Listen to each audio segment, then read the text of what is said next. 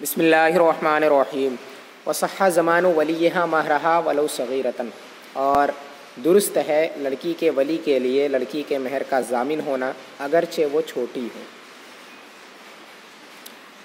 مہر کے ضامن ہونے کا مطلب یہ ہے کہ لڑکی کا جو ولی ہے وہ شوہر کی طرف سے مہر کو ادا کرنے پر راضی ہو جائے۔ اب یہ شوہر کے کہنے سے ہوا ہو یا پھر خود سے ہوا ہو، دونوں ہی صورتیں زمانے مہر کی ہیں اور دونوں ہی صورتیں جائز ہیں۔ یعنی اگر کسی لڑکی کے ولی نے یہ کہا کہ میں شوہر کی طرف سے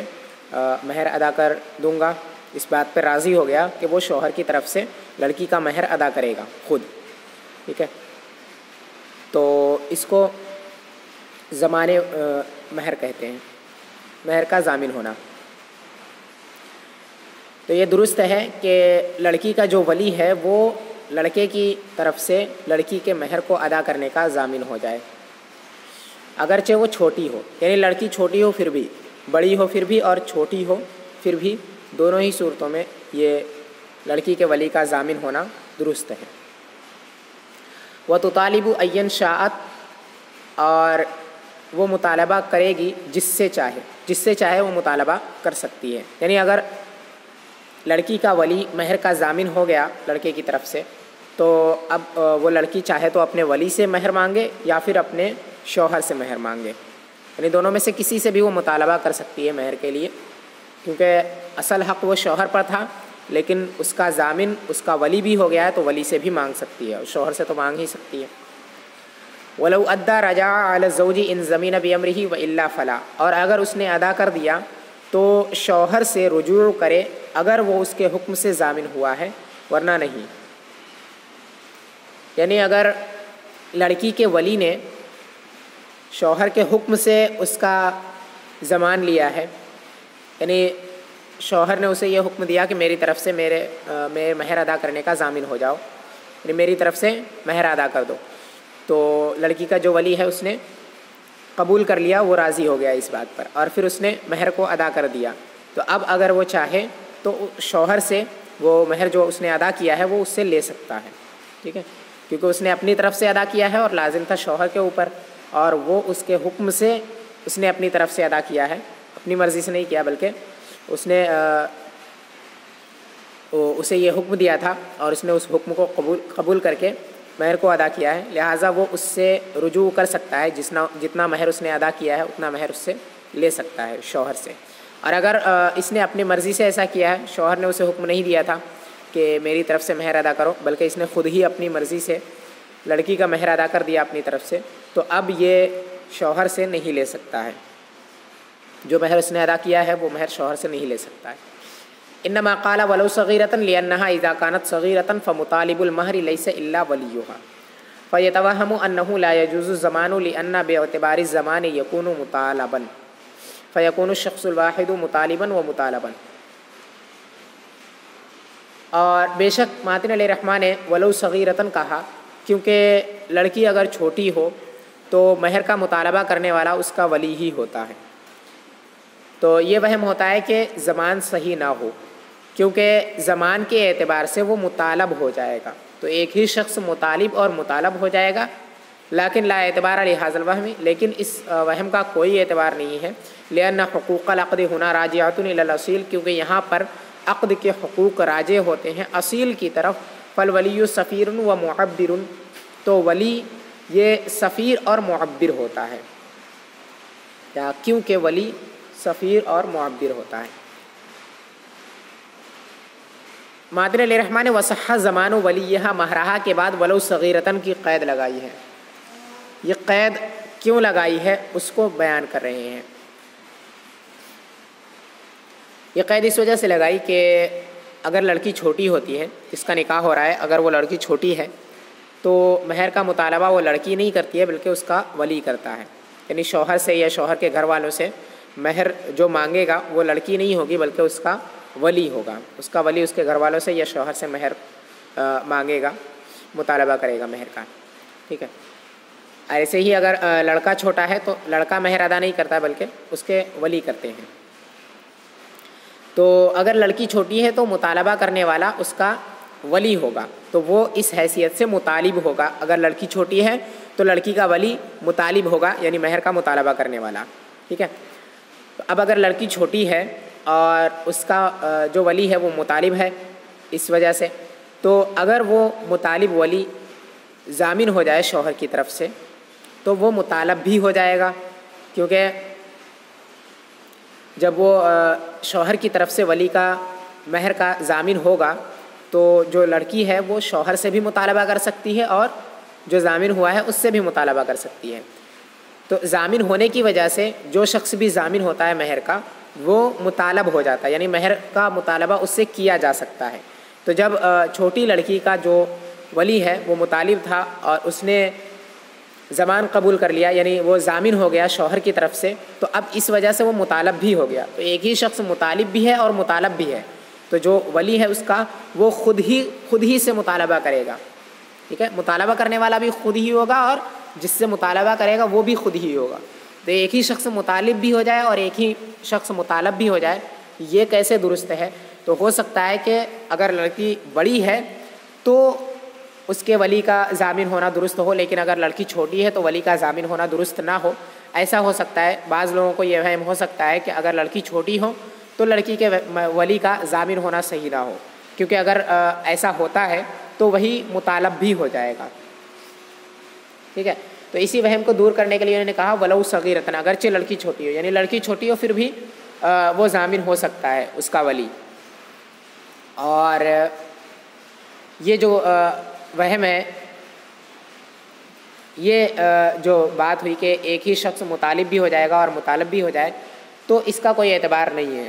اعتبار اس وجہ سے نہیں ہے کیونکہ یہاں پر جو حقوق ہیں وہ لوٹتے ہیں عاقدین کی طرف نہیں بلکہ زوجین کی طرف.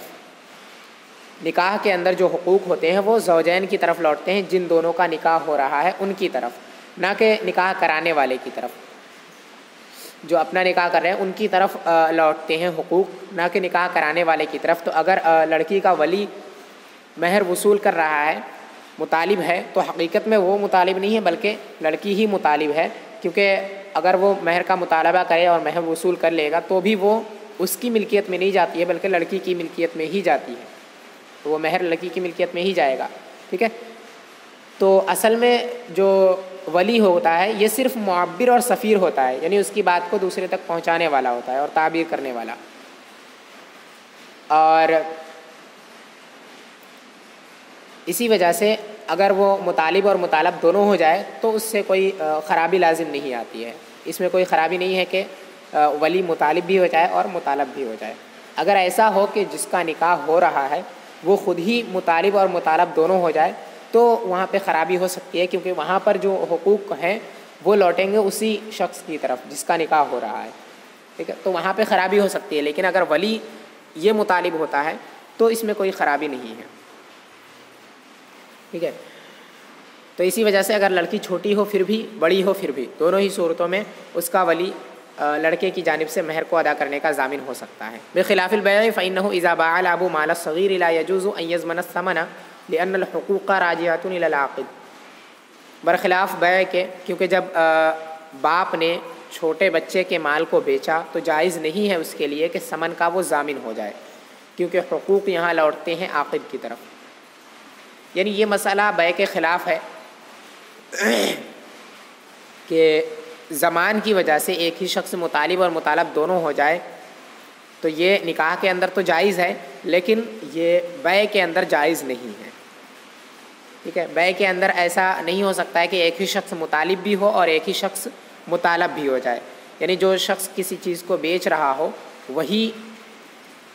شخص ادا کرنے کا قیمت کو ادا کرنے کا بھی ضامن ہو جائے. جو شخص کسی چیز کو بیچ رہا ہو وہی شخص خریدنے والے کی طرف سے قیمت کو ادا کرنے کا ضامن ہو جائے، یہ درست نہیں ہے بیع کے اندر. ٹھیک ہے. کیوں؟ یہ اس وجہ سے ہے کیونکہ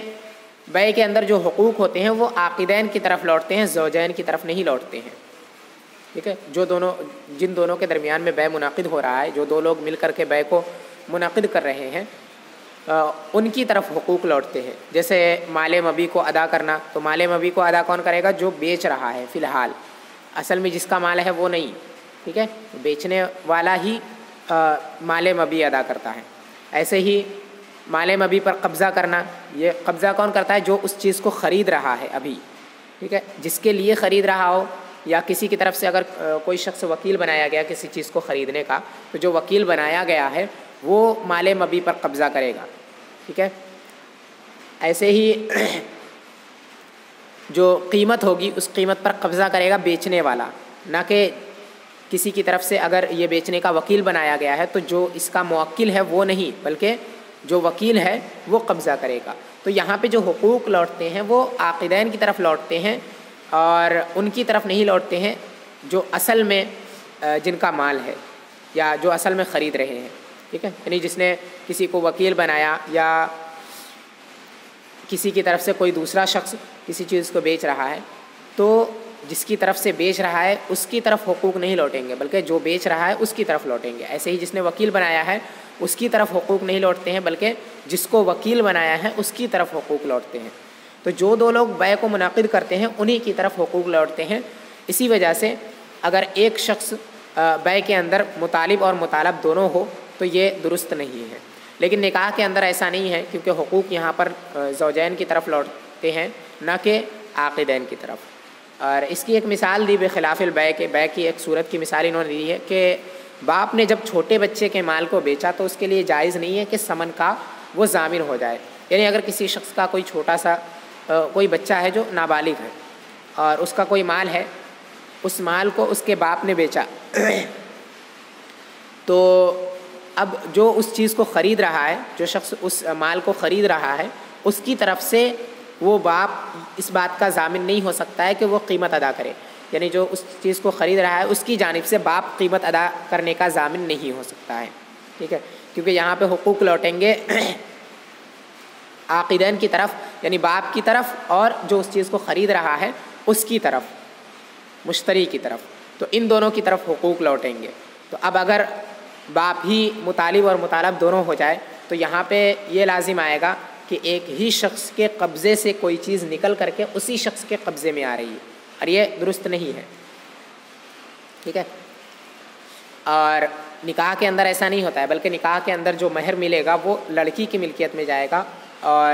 ولی کی ملکیت میں نہیں، اسی وجہ سے وَلَهَا مَنْعُهُ مِنَ الْوَطِي وَالسَّفَرِ بِهَا وَالنَّفَقَةُ لَوْ مَنَعَتْ وَلَوْ بَعْدَ وَطِيٍّ أَوْ خَلْوَةٍ بِرِضَاهَا قبل اخذ ما بین تعجیلہ کلاً او بعضاً، صرف متن کی عبارت ہے یہ۔ اور عورت کو منع کا حق حاصل ہے وطی کرنے سے اور اپنے ساتھ سفر کرنے سے، اور نفقہ ہوگا منع اگر کر دے، اگر منع کر دے، اگر روک دے تو نفقہ ہوگا، اگرچہ یہ وطی کے بعد ہو یا بیوی کی رضامندی سے خلوت کے بعد ہو، اس کو لینے سے پہلے جس کی تعجیل کل یا بعض سے بیان کی گئی ہو۔ یعنی اگر شوہر نے مہر معجل کو ادا نہیں کیا ہے، جس کی تعجیل کل یا بعض سے بیان کی جاتی ہے اسی کو معجل کہتے ہیں، یعنی جس مہر کے لیے یہ طے ہو جاتا ہے کہ اس مہر کو اجرت کے ساتھ ادا کرنا ہے، جلدی کے ساتھ دینا ہے، اس مہر کو، اس مہر کو وطی سے پہلے دینا لازم ہوتا ہے۔ تو اگر شوہر نے ابھی تک مہر معجل کو نہیں ادا کیا ہے تو بیوی اپنے ساتھ وطی کرنے سے اور سفر کرنے سے اس کو روک سکتی ہے، اور اگر وہ روک دے بیوی اپنے ساتھ سفر کرنے یا اپنے ساتھ وطی کرنے سے تو نفقہ شوہر پر پھر بھی لازم ہوگا، یعنی شوہر پر پھر بھی لازم ہوگا کہ وہ اس کو نان و نفقہ دے۔ اور اپنے ساتھ وطی کرنے سے روکنا یا سفر سے روکنا، یہ اگرچہ ایک مرتبہ وطی کرنے یا ایک مرتبہ خلوت کے بعد ہی کیوں نہ ہو، یعنی اگر ایک مرتبہ شوہر نے بیوی سے وطی کر لی ہے اس کی رضامندی سے یا اس کی رضامندی سے خلوت ہو چکا ہے، پھر بھی بیوی کو حق منع حاصل ہوگا، روکنے کا حق حاصل ہوگا اگر شوہر نے ابھی تک مہر معجل ادا نہیں کیا ہے، ٹھیک ہے۔ تو اگرچہ ابھی تک وطی نہ کیا ہو بالکل، پھر بھی حق حاصل ہوگا اگر مہر معجل شوہر نے ادا نہیں کیا ہے، اور اگر وطی کر چکا ہے ایک مرتبہ یا اس سے زائد تو بھی اسے حق حاصل ہوگا۔ بیوی کو اپنے ساتھ وطی کرنے سے روکنے کا، جبکہ اس نے مہر معجل کو ادا نہیں کیا ہے۔ اور اگر بیوی اپنے ساتھ وطی کرنے سے روک دے تو بھی شوہر کے اوپر لازم ہوگا کہ وہ بیوی کو نان و نفقہ دے۔ ای لہن نفقۃ علی تقدیر المنع، یعنی بیوی کے لیے نفقہ ہوگا منع کرنے کی تقدیر پر، یعنی اگر وہ منع کر دے تو بھی نفقہ لازم ہوگا بیوی کے لیے۔ ولو بعد وطین او خلوۃ برضاہا، یہ قید کیوں لگائی ہے؟ یہ قید اس وجہ سے لگائی ہے کیونکہ صاحبین علیہم الرحمہ کا قول اس کے خلاف ہے۔ اسی کو کہتے ہیں کہ احتراز عن قولہما، صاحبین علیہم الرحمہ کے قول سے یہ احتراز ہے۔ فإنه إذا وطیها أو خلا بها مرة برضاها لا يبقى لها حق المنع، کیونکہ وہ یہ ہے کہ جب اس نے اپنی بیوی سے وطی کر لی یا اس کے ساتھ خلوت کر لی ایک مرتبہ اس کی رضامندی سے، بیوی کی رضامندی سے ایک مرتبہ جب اس نے بیوی کے ساتھ وطی کر لی یا اس کے ساتھ خلوت کر لی، تو اس کے لیے اب حق منع حاصل نہیں ہے، بیوی کو اب حق منع حاصل نہیں ہے، روکنے کا حق اب اسے حاصل نہیں ہے۔ لأنها سلمت الیہ المعقود علیہ، کیونکہ اس نے معقود علیہ کو شوہر کے سپرد کر دیا ہے، فلا یکون لها حق الاسترداد، تو اسے واپس لینے کا حق حاصل نہیں ہوگا۔ یعنی صاحبان علیہ الرحمہ کا قول یہ ہے اس سلسلے میں کہ اگر ایک مرتبہ بیوی کے ساتھ اس کی رضامندی سے وطی ہو چکی ہے یا خلوت ہو چکی ہے تو اب بیوی کے لیے یہ جائز نہیں ہے کہ وہ اپنے شوہر کو روکے، برابر ہے کہ مہر معجل اس نے ادا کیا ہو یا نہ کیا ہو، کہ ایک مرتبہ اگر خلوت یا وطی ہو چکی ہے تو اب وہ اپنے شوہر کو نہیں روک سکتی ہے۔ لیکن یہ صاحبین کا قول ہے، اور امام اعظم علیہ الرحمہ کا قول وہی ہے جو بھی گزرا کہ اگرچہ یہ ایک مرتبہ وطی کرنے کے بعد ہی کیوں نہ ہو پھر بھی۔ اور صاحبین علیہ الرحمہ کی دلیل یہ ہے کہ جب معقود علیہ کو اس نے سپرد کر دیا ہے تو معقود علیہ کو سپرد کرنے کے بعد واپس لینے کا حق حاصل نہیں ہوتا ہے۔ یعنی اگر بیع یا دوسرے معاملات جتنے بھی ہیں ان چیزوں کے اندر جس چیز پر معاملہ منعقد ہوا ہے، مثال کے طور پہ بیع کے اندر معاملہ منعقد ہوتا ہے اس چیز پر جس چیز کو بیچا جا رہا ہو، ٹھیک ہے، جو چیز بیچی جائے اس پر بیع منعقد ہوتا ہے تو وہ معقود علیہ ہوتی ہے، وہ چیز جس کو بیچا جا رہا ہے وہ معقود علیہ ہوتی ہے۔ تو نکاح کے اندر بھی ایسے ہی معقود علیہ انتفاع بضاع ہوتا ہے، یعنی بیوی سے فائدہ اٹھانا یہ معقود علیہ ہوتا ہے نکاح کے اندر۔ تو معاملات کے اندر یہ قاعدہ ہے کہ اگر معقود علیہ کو کسی نے سپرد کر دیا ہے، یعنی کسی چیز پر کوئی معاملہ منعقد ہوا اور معاملے کے اندر اس چیز کو سپرد کر دیا، مثال کے طور پہ بیع ہے، کسی چیز پر کوئی بیع منعقد ہوا تو جس چیز پر بیع منعقد ہوا ہے اس چیز کو بائع نے مشتری کو دے دیا، یعنی خریدنے والے کو، بیچنے والے نے خریدنے والے کو وہ چیز دے دی، تو اب وہ اس سے واپس نہیں لے سکتا ہے، ٹھیک ہے۔ ایک مرتبہ اگر وہ چیز اسے دے دی اور اس نے قبضہ کر لیا تو اب وہ اس کی ہو گئی، اب وہ اس سے واپس نہیں لے سکتا ہے۔ تو ایسا ہی نکاح کے اندر بھی ہوگا کہ نکاح کے اندر جو معقود علیہ ہے وہ انتفاع بضاع ہے، یعنی بیوی کے ایک خاص حصے سے انتفاع اٹھانا، فائدہ اٹھانا، یہ نکاح کا معقود علیہ ہے، اسی کے لیے نکاح کو منعقد کیا جاتا ہے اور نکاح کی وجہ سے یہی حلال ہوتا ہے۔ تو معقود علیہ نکاح کے اندر یہ چیز ہوتی ہے انتفاع بضاع۔ تو جب ایک مرتبہ شوہر نے بیوی سے وطی کر لی اس کی رضامندی سے تو بیوی کا راضی ہونا یہ اس بات پر دلالت کرتا ہے کہ انتفاع بضاع جو کہ معقود علیہ تھا وہ بیوی نے شوہر کے سپرد کر دیا ہے، یعنی اس کو اجازت دے دی ہے کہ وہ اس کے ساتھ وطی کرے۔ تو جب اجازت دی تو اس کا مطلب یہی ہوا کہ اس نے معقود علیہ جو کہ انتفاع بضاع تھا وہ اس کو سپرد کر دیا ہے شوہر کو۔ جب سپرد کر دیا اس کو تو اب وہ اس سے واپس نہیں لے سکتی ہے، کیونکہ معقود علیہ کو سپرد کرنے کے بعد اس کو واپس لینا یہ درست نہیں ہے، واپس لینے کا حق حاصل نہیں ہوتا ہے جس نے سپرد کیا ہے۔ اسی وجہ سے یہاں پر بھی جب معقود علیہ جو کہ انتفاع بضاع ہے اس کو بیوی نے سپرد کر دیا ہے، جب ایک مرتبہ وطی ہوئی تو ظاہر سی بات ہے اس کے اندر جب سپرد کیا ہے، جب اس کی رضامندی سے ہوئی ہے تو اس نے سپرد کیا ہے تبھی اس کی رضامندی سے ہوئی، ورنہ اس کی رضامندی ہوئی ہی نہیں، ٹھیک ہے۔ تو اسی وجہ سے برضاہا کی قید بھی لگائی ہے، جب اس کی رضامندی سے ہوئی تو اس کا مطلب یہ ہے کہ اس نے معقود علیہ کو سپرد کر دیا ہے شوہر کو۔ جب سپرد کر دیا ہے تو واپس لینے کا حق حاصل نہیں ہوتا، لہٰذا اگر ایک مرتبہ اس نے اجازت دے دی تو اب اس کا مطلب یہ نہیں ہے کہ اب اس اجازت کو وہ واپس لے سکتی ہے. اگر ایک مرتبہ اجازت دے دی تو اب اس اجازت کو وہ واپس نہیں لے سکتی ہے. ٹھیک ہے، کیونکہ معقود علیہ کو سپرد کرنے کے بعد واپس لینے کا حق حاصل نہیں ہوتا ہے. تو یہ صاحبین علیہم الرحمہ کی دلیل ہے. اسی دلیل کی وجہ سے انہوں نے کہا کہ اگر ایک مرتبہ اس کی اجازت سے وطی ہو گئی یا خلوت ہو چکی ہے تو اب دوبارہ وہ اپنے شوہر کو اپنے ساتھ وطی کرنے سے نہیں روک سکتی ہے. ولی ابی حنیفۃ ان کل وطأۃ معقود علیہا فتسلیم البعض لا یوجب تسلیم الباقی. اور امام اعظم علیہ رحمہ کی دلیل یہ ہے کہ ہر وطی معقود علیہ ہے تو بعض کو سپرد کرنا یہ باقی کے سپرد کرنے کو واجب نہیں کرتا ہے. یعنی جس چیز پر نکاح منعقد ہوتا ہے وہ یہ ہے کہ اس سے انتفاع اٹھانا. اور اس کا مطلب یہ نہیں ہے کہ صرف ایک مرتبہ انتفاع اٹھانا یا محض انتفاع ہے، بلکہ اس کا مطلب یہ ہے کہ زندگی میں جتنی مرتبہ بھی وہ اس سے انتفاع اٹھانا چاہے وہ اٹھا سکتا ہے. تو انتفاع کے جتنے بھی افراد ہیں وہ سب کے سب اس کے اندر داخل ہیں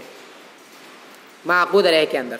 تو معقود علیہ کیا ہوا؟ معقود علیہ یہ ہے کہ جب جب بھی وہ اس سے وطی کرے گا تب تب معقود علیہ کا ایک ایک فرد پایا جائے گا. تو معقود علیہ ہر وطی ہے، زندگی میں جتنی مرتبہ بھی وہ اس سے وطی کرے وہ سب کے سب معقود علیہ ہے، کیونکہ نکاح کی وجہ سے یہ حلال ہوتا ہے کہ اب وہ اس کے ساتھ جب بھی وطی کرنا چاہے جب تک وہ اس کے نکاح میں ہے تو وہ کر سکتا ہے. ٹھیک ہے، تو یہ معقود علیہ ہر وطی ہے، نہ کہ صرف محض وطی، محض انتفاع نہیں بلکہ ہر مرتبہ انتفاع ہے. تو ہر مرتبہ جب انتفاع یہ معقود علیہ ہے تو جب جب بھی وہ وطی کرے گا اپنی بیوی سے تو معقود علیہ کا ایک ایک فرد پایا جائے گا. ایک مرتبہ وطی کی تو ایک فرد پایا گیا، پھر دوسری مرتبہ کرے گا پھر اس کا ایک فرد پایا جائے گا. تو ایسے ہی جب جب وطی کرے گا تب تب اس کے افراد پائے جائیں گے. اور جب آخری مرتبہ وہ وطی کر لے گا اور اس کے بعد پھر مثال کے طور پہ اس کا انتقال ہو گیا تو اب جو آخری مرتبہ اس نے وطی کی تھی جب اس وقت جو معقود علیہ تھا وہ مکمل ہو چکا. ٹھیک ہے، تو معقود علیہ کا مکمل سپرد کرنا تب پایا جائے گا جب آخری وطی ہوگی. تو امام اعظم علیہ رحمہ کی دلیل یہ ہے کہ معقود علیہ ہر وطی ہے، مطلقاً وطی نہیں ہے بلکہ ہر وطی ہے، جتنی مرتبہ بھی وطی کرے. تو اب اگر ایک مرتبہ شوہر نے اس سے وطی کی بیوی سے تو اس کا مطلب یہ ہے کہ معقود علیہ کا ایک فرد پایا گیا، یعنی کچھ حصہ معقود علیہ کا پایا گیا ہے. جس چیز کے لیے نکاح منعقد ہوا تھا اس کا کچھ حصہ پایا گیا ہے. اور معقود علیہ بیوی نے معقود علیہ کے کچھ حصے کو سپرد کیا ہے شوہر کے ایک مرتبہ جب اسے اجازت دی اپنے ساتھ وطی کرنے سے. تو اس کا مطلب یہ ہوا کہ معقود علیہ کو کے ایک حصے کو اس نے سپرد کیا ہے، پورا معقود علیہ سپرد نہیں کیا ہے، کیونکہ پورا معقود علیہ سپرد کرنا تب پایا جائے گا جب آخری وطی ہو جائے گی. ٹھیک ہے، تو جب اس نے معقود علیہ کا ایک حصہ سپرد کیا ہے، اور بیع کے اندر یہ قاعدہ ہے کہ اگر کوئی کسی چیز کو بیچے اور اس کو بیچتے وقت اگر وہ اس چیز کا کچھ حصہ مشتری کو دے دیتا ہے، خریدنے والے کو، تو اب اس پر یہ لازم نہیں ہے کہ کچھ حصہ دینے کی وجہ سے پورا دینا پڑے اس کو. ٹھیک ہے، تو ایسا ہی یہاں پر بھی ہوگا کہ جب اس نے معقود علیہ کے بعض حصے کو دیا ہے تو کل کو دے، یہ لازم نہیں ہے اس کے اوپر. ٹھیک ہے، بعض کو دے دینا یہ کل کے دینے کو واجب نہیں کرتا ہے. یہی انہوں نے کہا کہ بعض کو سپرد کرنا یہ باقی کے سپرد کرنے کو واجب نہیں کرتا ہے، یعنی پورے کو سپرد کرنے کو واجب نہیں کرتا ہے. اگر تھوڑا سا حصہ دے دیا ہے تو پورا حصہ دینا یہ ضروری نہیں ہے. تو اگر ایک مرتبہ وطی کی تو اس کا ایک حصہ وہ اس نے سپرد کر دیا، تو اب اس کی وجہ سے ایک مرتبہ وطی کرنے کی وجہ سے یہ لازم نہیں ہو جاتا ہے کہ جتنی مرتبہ بھی وہ اس سے وطی کرنا چاہے وہ کر سکتا ہے. ٹھیک ہے، تو اسی وجہ سے اگر ایک مرتبہ وطی کر بھی لے پھر بھی اس کے بعد اسے حق حاصل ہوتا ہے کہ وہ اپنے شوہر کو اپنے ساتھ وطی کرنے سے روکے. قبل اخذ ما بینہ تعجیلہ کلن او بعضن، اس کو لینے سے پہلے جس کی تعجیل کل یا بعض سے بیان کی گئی ہو. مہر کو متعین کرنے کے طریقوں کے اعتبار سے مہر کی 3 قسمیں ہوتی ہیں. ایک تو مہر معجل عین کے ساتھ، دوسرا مہر مؤجل حمزے کے ساتھ، اور تیسرا مہر مطلق. مہر مطلق یہ ہے کہ نہ اس مہر کے لیے کوئی مدت بیان کی جائے اور نہ ہی اس کے ساتھ یہ قید لگائی جائے کہ اس مہر کو اجلت کے ساتھ دینا ہے، بلکہ بس مطلقاً مہر متعین کر دیا جائے کہ اتنا مہر دیا جائے گا. یہ نہ کہا جائے کہ کب دیا جائے گا یا جلدی کے ساتھ دیا جائے گا، یہ بیان نہ کیا جائے. تو ایسے مہر کو مہر مطلق کہتے ہیں، مطلق. اور مہر معجل حمزے کے ساتھ اس مہر کو کہتے ہیں جس مہر کے لیے ایک مدت بیان کر دی جائے کہ اس مدت پر یہ مہر ادا کیا جائے گا. ٹھیک ہے، تو اس مہر کو مہر معجل کہتے ہیں. اور مہر معجل حمزے عین کے ساتھ مہر معجل وہ یہ ہے کہ جس مہر کے ساتھ اجلت کی قید لگا دی جائے کہ اس مہر کو جلدی کے ساتھ دینا ہے، اس مہر کو مہر معجل کہتے ہیں، اور اس کو وطی سے پہلے دینا لازم ہوتا ہے. تو یہاں پہ بیان اسی مہر کا ہے جس کے ساتھ اجلت کی قید لگائی گئی ہو. جس مہر کے ساتھ اجلت کی قید لگائی گئی ہے اس مہر کو ادا کرنے کے لیے، اس مہر کو جب تک شوہر نے ادا نہیں کیا ہے تب تک بیوی اس کو روک سکتی ہے اپنے ساتھ وطی کرنے اور سفر کرنے سے. او قدر ما يعجل لمثلها من مثل مہرها عرفا غیر مقدر بالربع او الخمس ان لم يبين. اصل میں مہر معجل کی دو قسمیں ہیں. ایک تو جس مہر کا معجل ہونا بیان کر دیا جائے کہ مہر کا اتنا حصہ یا پورا مہر اجلت کے ساتھ دیا جائے گا، یہ متعین کر دیا جائے، یہ بیان کر دیا جائے. اور دوسرا یہ کہ مہر کے لیے نہ تو پورے مہر کا معجل ہونا بیان کیا جائے، یعنی پورے مہر کے لیے کوئی مدت بیان نہ کی جائے، اور نہ بعض مہر اور نہ کل مہر کے لیے کوئی اجرت کی قید لگائی جائے. ٹھیک ہے، نہ تو اجرت کی قید لگائی جائے مہر کے اندر اور نہ ہی پورے مہر کے لیے مدت بیان کی جائے. تو ایسی صورت میں عرف کا لحاظ کیا جاتا ہے، اور عرف کے لحاظ سے اس عورت کا جو مہر معجل بنتا ہے اس کو لینے کے لیے وہ اپنے شوہر کو اپنے ساتھ وطی کرنے سے روک سکتی ہے، یعنی اس کو لینے سے پہلے وہ اپنے شوہر کو اپنے ساتھ وطی کرنے سے روک سکتی ہے. اسی کو انہوں نے بیان کیا کہ قدر ما يعجل لمثلها من مثل مہرها عرفا غیر مقدر بالربع او الخمس ان لم يبين، یعنی یا اتنی مقدار لینے سے پہلے جتنی مقدار اس عورت کے مہر کے مثل میں سے اس کا معجل مہر ہوتا ہے عرف کے اعتبار سے، جو ربع یا خمس کے ساتھ مقدر نہیں ہوتا ہے اگر بیان نہ کیا جائے. یعنی اگر مہر کا معجل ہونا یا کل مہر کا معجل ہونا بیان نہ کیا جائے تو ایسی صورت میں اس عورت کا مہر دیکھا جائے گا کہ اس عورت کا مہر کتنا ہے. اب اسی کے لحاظ سے عرف کا لحاظ کیا جائے گا اس کے اندر کہ عرف کا طریقہ کیا ہے کہ جب اتنا مہر ہوتا ہے، جتنا مہر اس لڑکی کا ہے، اتنا مہر جب کسی کا ہوتا ہے تو اس میں سے کتنا حصہ مہر معجل ہوتا ہے. تو اسی کے لحاظ سے اس عورت کا مہر معجل ہوگا. تو جتنا مہر معجل عرف کے اعتبار سے اس کا بنتا ہے اتنا لینے سے پہلے وہ اپنے شوہر کو اپنے ساتھ وطی کرنے یا سفر کرنے سے روک سکتی ہے. مثال کے طور پہ کسی جگہ کا عرف یہ ہے کہ اگر کسی عورت کا مہر 50 درہم ہوتا ہے تو اس میں سے 20 درہم مہر معجل ہے. تو اگر کسی عورت کا وہاں پر نکاح ہوا اور اس کا مہر 50 درہم رکھا گیا تو اگرچہ یہ بیان نہیں کیا گیا ہے کہ 20 درہم مہر معجل ہے، لیکن پھر بھی 20 درہم اس کا مہر معجل ہوگا. اگر پورے مہر کا معجل ہونا بیان نہ کیا گیا ہو، یعنی پورے مہر کے لیے اگر مدت بیان نہ کی گئی ہو، اور اگر پورے مہر کے لیے مدت بیان کر دی گئی ہو تو ایسی صورت میں پورا مہر معجل ہی ہو جاتا ہے اور کچھ بھی مہر معجل نہیں ہوتا. ٹھیک ہے، پورا مہر معجل ہو جاتا ہے اگر پورے مہر کے لیے مدت بیان کر دی جائے، اور مہر کا کچھ بھی حصہ معجل نہیں ہوتا ہے. لفظ المختصر ھذا والمعجل والمؤجل ان بینا فذاک والا فالمتعارف. مختصر کا لفظ یہ ہے، اور معجل اور مؤجل اگر بیان کر دیے جائے تو وہی ہے، ورنہ پھر متعارف ہے. یعنی مختصر الوقایہ میں اس جگہ پر یہ کہا گیا ہے کہ اگر مہر کا معجل ہونا اور یا پھر مؤجل ہونا بیان کر دیا جائے تو وہی ہے، یعنی جیسا بیان کیا گیا ویسا ہی ہے، اور اگر بیان نہ کیے جائیں تو پھر متعارف یعنی عرف کا لحاظ کر کے عرف کا لحاظ کیا جائے گا، متعارف مہر ہوگا. والسفر والخروج للحاجة وزیارت اہلها بلا اذنه قبل قبضه. ای لہا سفر الی آخرہ قبل قبض المعجل، اور سفر اور ضرورت کے لیے باہر نکلنا،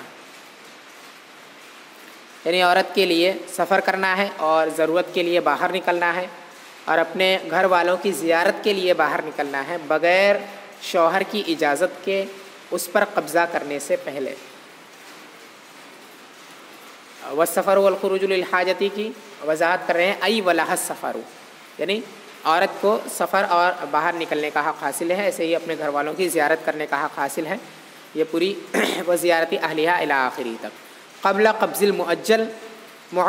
معجل پر قبضہ کرنے سے پہلے، یعنی قبل قبض ہی میں جو ضمیر ہے وہ لوٹے گی معجل کی طرف، جس کی تعجیل بیان کر دی گئی ہو یا جو عرف کے لحاظ سے معجل ہو۔ تو مہر معجل پر قبضہ کرنے سے پہلے، یعنی ابھی تک عورت نے مہر معجل کو نہیں لیا ہے، جب تک مہر معجل کو نہیں لیا ہے تب تک اس کے لیے یہ جائز ہے کہ وہ ضرورت کے لیے سفر کرے یا ضرورت کے لیے باہر نکلے یا پھر اپنے گھر والوں کی زیارت کے لیے باہر نکلے بغیر شوہر کی اجازت کے، اس کے لیے یہ جائز ہے۔ ٹھیک ہے، یہ اس وقت ہے جب کہ مہر معجل پر اس نے قبضہ نہ کیا ہو۔ لا بعدہ، نہ کہ اس کے بعد، یعنی قبضہ کرنے کے بعد ایسا نہیں ہے، اگر اس نے مہر معجل پر قبضہ کر لیا تو پھر بغیر شوہر کی اجازت کے نہ وہ سفر کر سکتی ہے، نہ ہی وہ باہر نکل سکتی ہے ضرورت کے لیے، اور نہ ہی اپنے گھر والوں کی زیارت کے لیے۔ ولا لها المنع لقبض الكل فی المختار، اور نہ ہی اسے منع کا حق حاصل ہے کل پر قبضہ کرنے کے لیے مختار مذہب کے مطابق، یعنی عورت کو کل مہر پر قبضہ کرنے کے لیے منع کا حق حاصل نہیں ہے مختار مذہب کے مطابق۔ ای ان لم یبین المعجل والمؤجل لا یکون لها ولایۃ منع النفس لاخذ کل المہر، یعنی اگر معجل اور مؤجل بیان نہیں کیا گیا تو اس کے لیے ولایت منع نفس حاصل نہیں ہوگا پورے مہر کو لینے کے لیے۔ فہذا الحکم قد فہم مما تقدم، تو یہ حکم ما قبل سے سمجھ میں آ گیا ہے۔ فإنه قال أو قدر ما يعجل إلى قوله إن لم يبين، کیونکہ جب انہوں نے یہ کہا کہ او قدر ما يعجل لمثله من مثل مہرها، اور آگے فرمایا غیر مقدر بالربع او الخمس،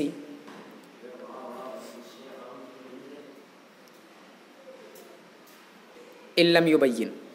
کہ اگر مہر کا معجل اور مؤجل ہونا بیان نہیں کیا گیا ہے تو ایسی صورت میں عرف کے لحاظ سے اس عورت کا جو بھی مہر مثل بنے گا،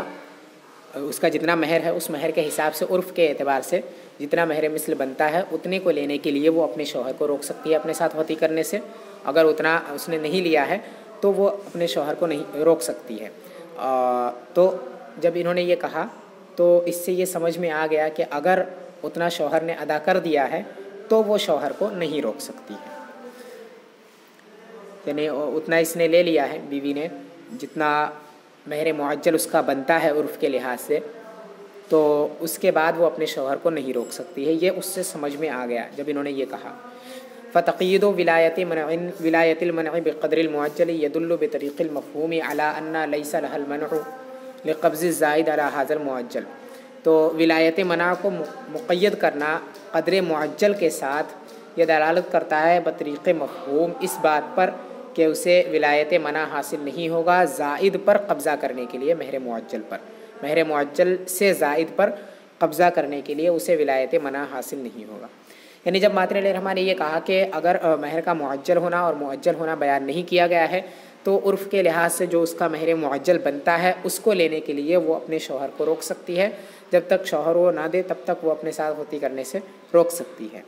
تو اس کو لینے کے لیے وہ اپنے شوہر کو روک سکتی ہے۔ انہوں نے اپنے اس حکم کو کہ وہ اپنے شوہر کو اپنے ساتھ وطی کرنے یا سفر کرنے سے روک سکتی ہے، اس کو مقید کیا ہے قدر معجل کی قید کے ساتھ، کہ اگر معجل کی مقدار اس نے نہیں دی ہے تو وہ اپنے شوہر کو روک سکتی ہے اپنے ساتھ وطی کرنے۔ تو یہاں پہ جب اس حکم کو کہ اسے ولایت منع حاصل ہے، اس حکم کو قدر معجل کی قید کے ساتھ مقید کیا تو اس سے یہ معلوم ہو گیا کہ اگر قدر معجل اس نے ادا کر دیا ہے تو اس سے زائد کو لینے کے لیے وہ اپنے شوہر کو نہیں روک سکتی ہے. یعنی جو حکم ہے وہ تبھی پایا جائے گا جب قدر معجل کی قید پائی جائے گی، کیونکہ مفہوم مخالف سے اور مفہوم قید سے یہ بات ثابت ہو جاتی ہے. اور مفہوم مخالف اور مفہوم قید اس کو کہتے ہیں کہ اگر کسی حکم کے ساتھ کوئی قید لگا دی گئی ہے تو جب تک وہ قید پائی جائے گی تب تک وہ حکم پایا جائے گا. جہاں جہاں وہ قید نہیں پائی جائے گی وہاں وہاں اس حکم کی نفی ہو جائے گی. ٹھیک ہے، اسی کو مفہوم مخالف بھی کہتے ہیں کہ ظاہر سے جو ثابت ہو رہا ہو اس کا خلاف سمجھنا، اس سے اسی کو مفہوم مخالف کہتے ہیں. جو لفظ بولا گیا ہے اس لفظ سے اس کا خلاف سمجھنا، اس سے ما عدا اور اس کے خلاف سمجھنا، اسی کو مفہوم مخالف کہتے ہیں. تو مفہوم اس وجہ سے اس کو کہتے ہیں کیونکہ جو بولا گیا ہے وہ اس سے زائد ہوتا ہے، اور مخالف اس وجہ سے کیونکہ اگر جو بولا گیا ہے وہ وجوب میں ہوتا ہے تو جو اس سے سمجھا جاتا ہے ما عدا وہ نفی میں ہوتی. تو اسی وجہ سے اس کو مفہوم مخالف کہتے ہیں. تو مفہوم مخالف اور مفہوم قید کی وجہ سے یہاں پر یہ بات ثابت ہو جاتی ہے کہ اگر قدر معجل کے ساتھ اس حکم کو مقید کیا ہے تو اگر قدر معجل اس نے ادا کر دیا ہے تو اس سے زائد کو لینے کے لیے وہ اپنے شوہر کو نہیں روک سکتی ہے، کیونکہ جو قید تھی وہ اب نہیں پائی گئی، اور جب قید نہیں پائی گئی تو اس حکم کی نفی ہو جائے گی. جو حکم تھا ولایت منع حاصل ہوگا اور اس کی نفی ہوگی ولایت منع کا حاصل نہ ہونا، ولایت منع حاصل نہیں ہوگا. تو یہ حکم پایا جائے گا اگر یہ قید نہیں پائی جاتی ہے. یعنی قدر معجل کو اگر ادا کر دیتا ہے تو اس کی نفی ہو جائے گی اس حکم کی کہ اسے ولایت منع حاصل نہیں ہوگا. تو یہ بات اسی سے سمجھ میں آ جاتی ہے جو مادن علیہ الرحمٰن نے اس سے پہلے ذکر کیا ہے. یہ انہوں نے کہا کیونکہ فتقید ولایت المنع بقدر المعجل يدل بطریق المفہوم على ان ليس لها المنع لقبض الزائد على هذا المعجل. ولایت منع کو مقید کرنا قدر معجل کی قید کے ساتھ دلالت کرتا ہے مفہوم کے طریقے پر اس بات پر کہ اسے ولایت منع حاصل نہیں ہوگا مہر معجل سے زائد پر قبضہ کرنے کے لیے. مفہوم مخالف سے یہ بات ثابت ہوتی ہے. ولا خلاف فی ان التنصیص بالذکر فی الروایات یدل علی نفی الحکم عما عداہ. اور اس میں کوئی اختلاف نہیں ہے کہ تخصیص بالذکر روایات کے اندر دلالت کرتا ہے اس کے علاوہ سے حکم کی نفی پر. یہ اصل میں ایک اعتراض کا جواب ہے، اور اعتراض یہ ہے کہ جب آپ نے یہ کہا کہ مفہوم مخالف سے یہ بات ثابت ہوتی ہے کہ اگر وہ قید نہیں پائی جاتی ہے تو وہ حکم نہیں پایا جائے گا. قدر معجل اگر ادا کر دے تو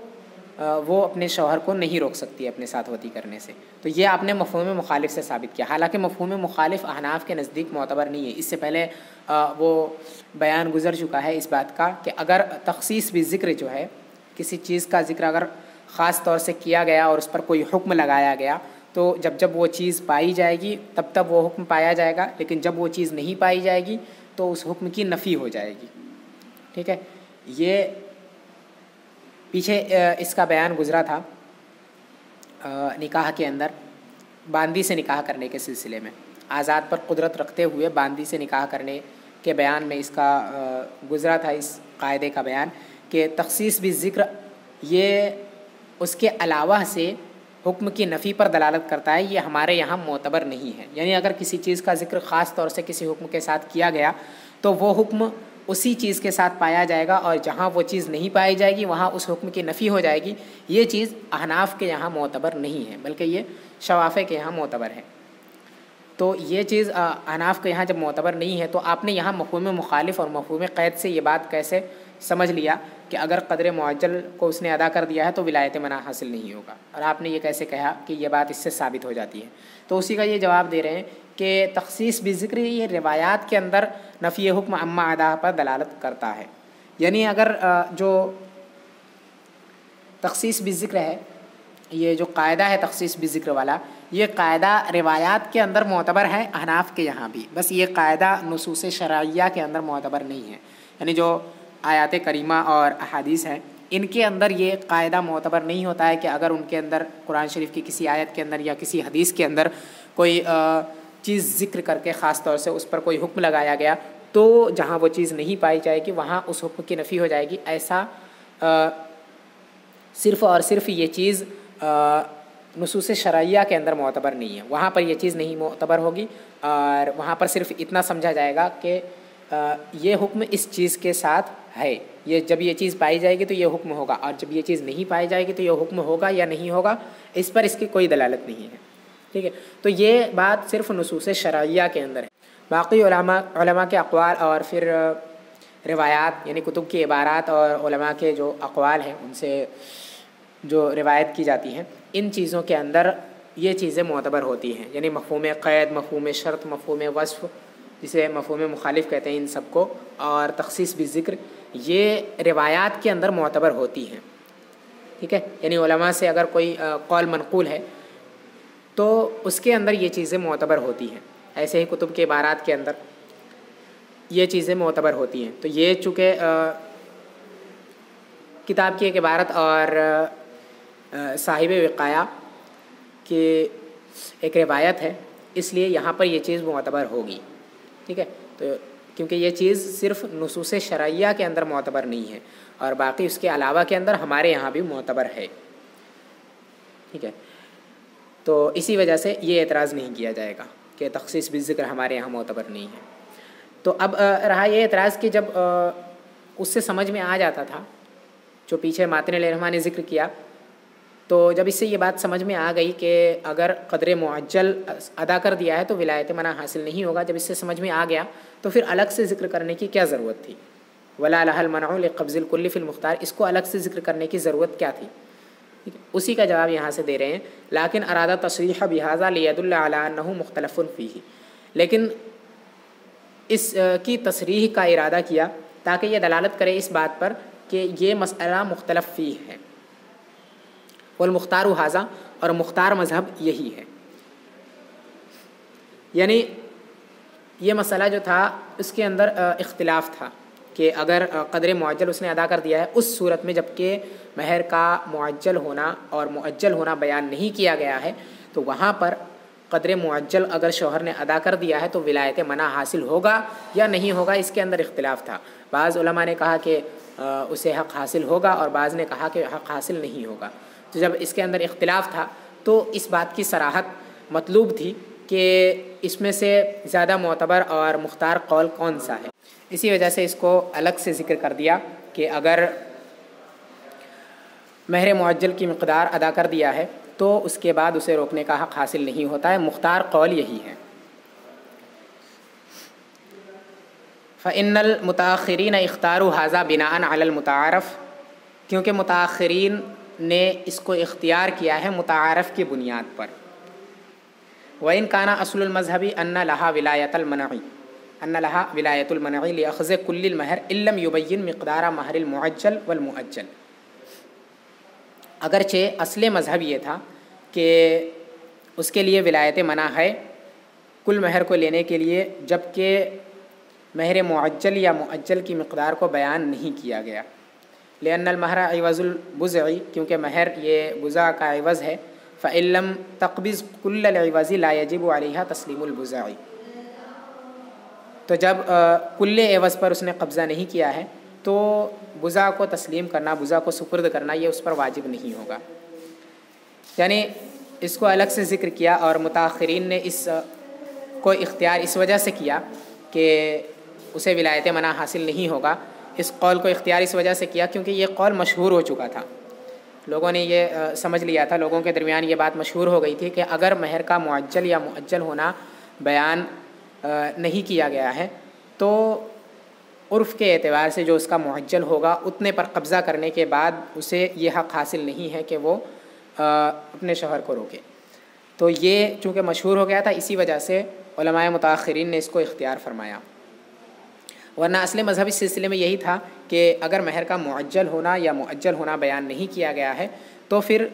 پورے مہر پر قبضہ کرنے کے بعد ہی اس سے حق منع ختم ہوتا ہے، ورنہ جب تک اس نے پورے مہر کو ادا نہیں کیا ہے تب تک اسے حق منع حاصل ہوتا ہے۔ تو اصل مذہب اس سلسلے میں یہی تھا کہ جب تک پورا مہر ادا نہ کر دے تب تک اسے ولایت منع حاصل ہوتا ہے، یہ اس صورت میں ہے جبکہ مہر کا معجل یا مؤجل ہونا بیان نہ کیا گیا ہو، اس وقت ایسا حکم تھا۔ اور وجہ اس کی یہ تھی کہ مہر یہ بزا کا عوض ہوتا ہے، یعنی نکاح کی وجہ سے جو چیز حلال ہوئی ہے انتفاع بزا، اس کے بدلے میں مہر کو ادا کیا جاتا ہے، ٹھیک ہے۔ تو انتفاع بزا یہ اس کے بدلے میں جب مہر کو ادا کیا جاتا ہے تو مہر جب تک پورا نہیں ادا کیا جائے گا تب تک انتفاع بزا جو کہ نکاح کے اندر معقود علیہ ہے تب تک اس کو پورا دینا یہ لازم نہیں ہوگا۔ جس طرح بیع کے اندر اگر کسی چیز پر بیع منعقد ہوا ہے تو جب تک خریدنے والا پوری قیمت ادا نہ کر دے تب تک بیچنے والے پر یہ لازم نہیں ہے کہ وہ بیچی جانے والی چیز کو اس کے سپرد کرے۔ ویسا ہی نکاح کے اندر بھی ہوتا ہے کہ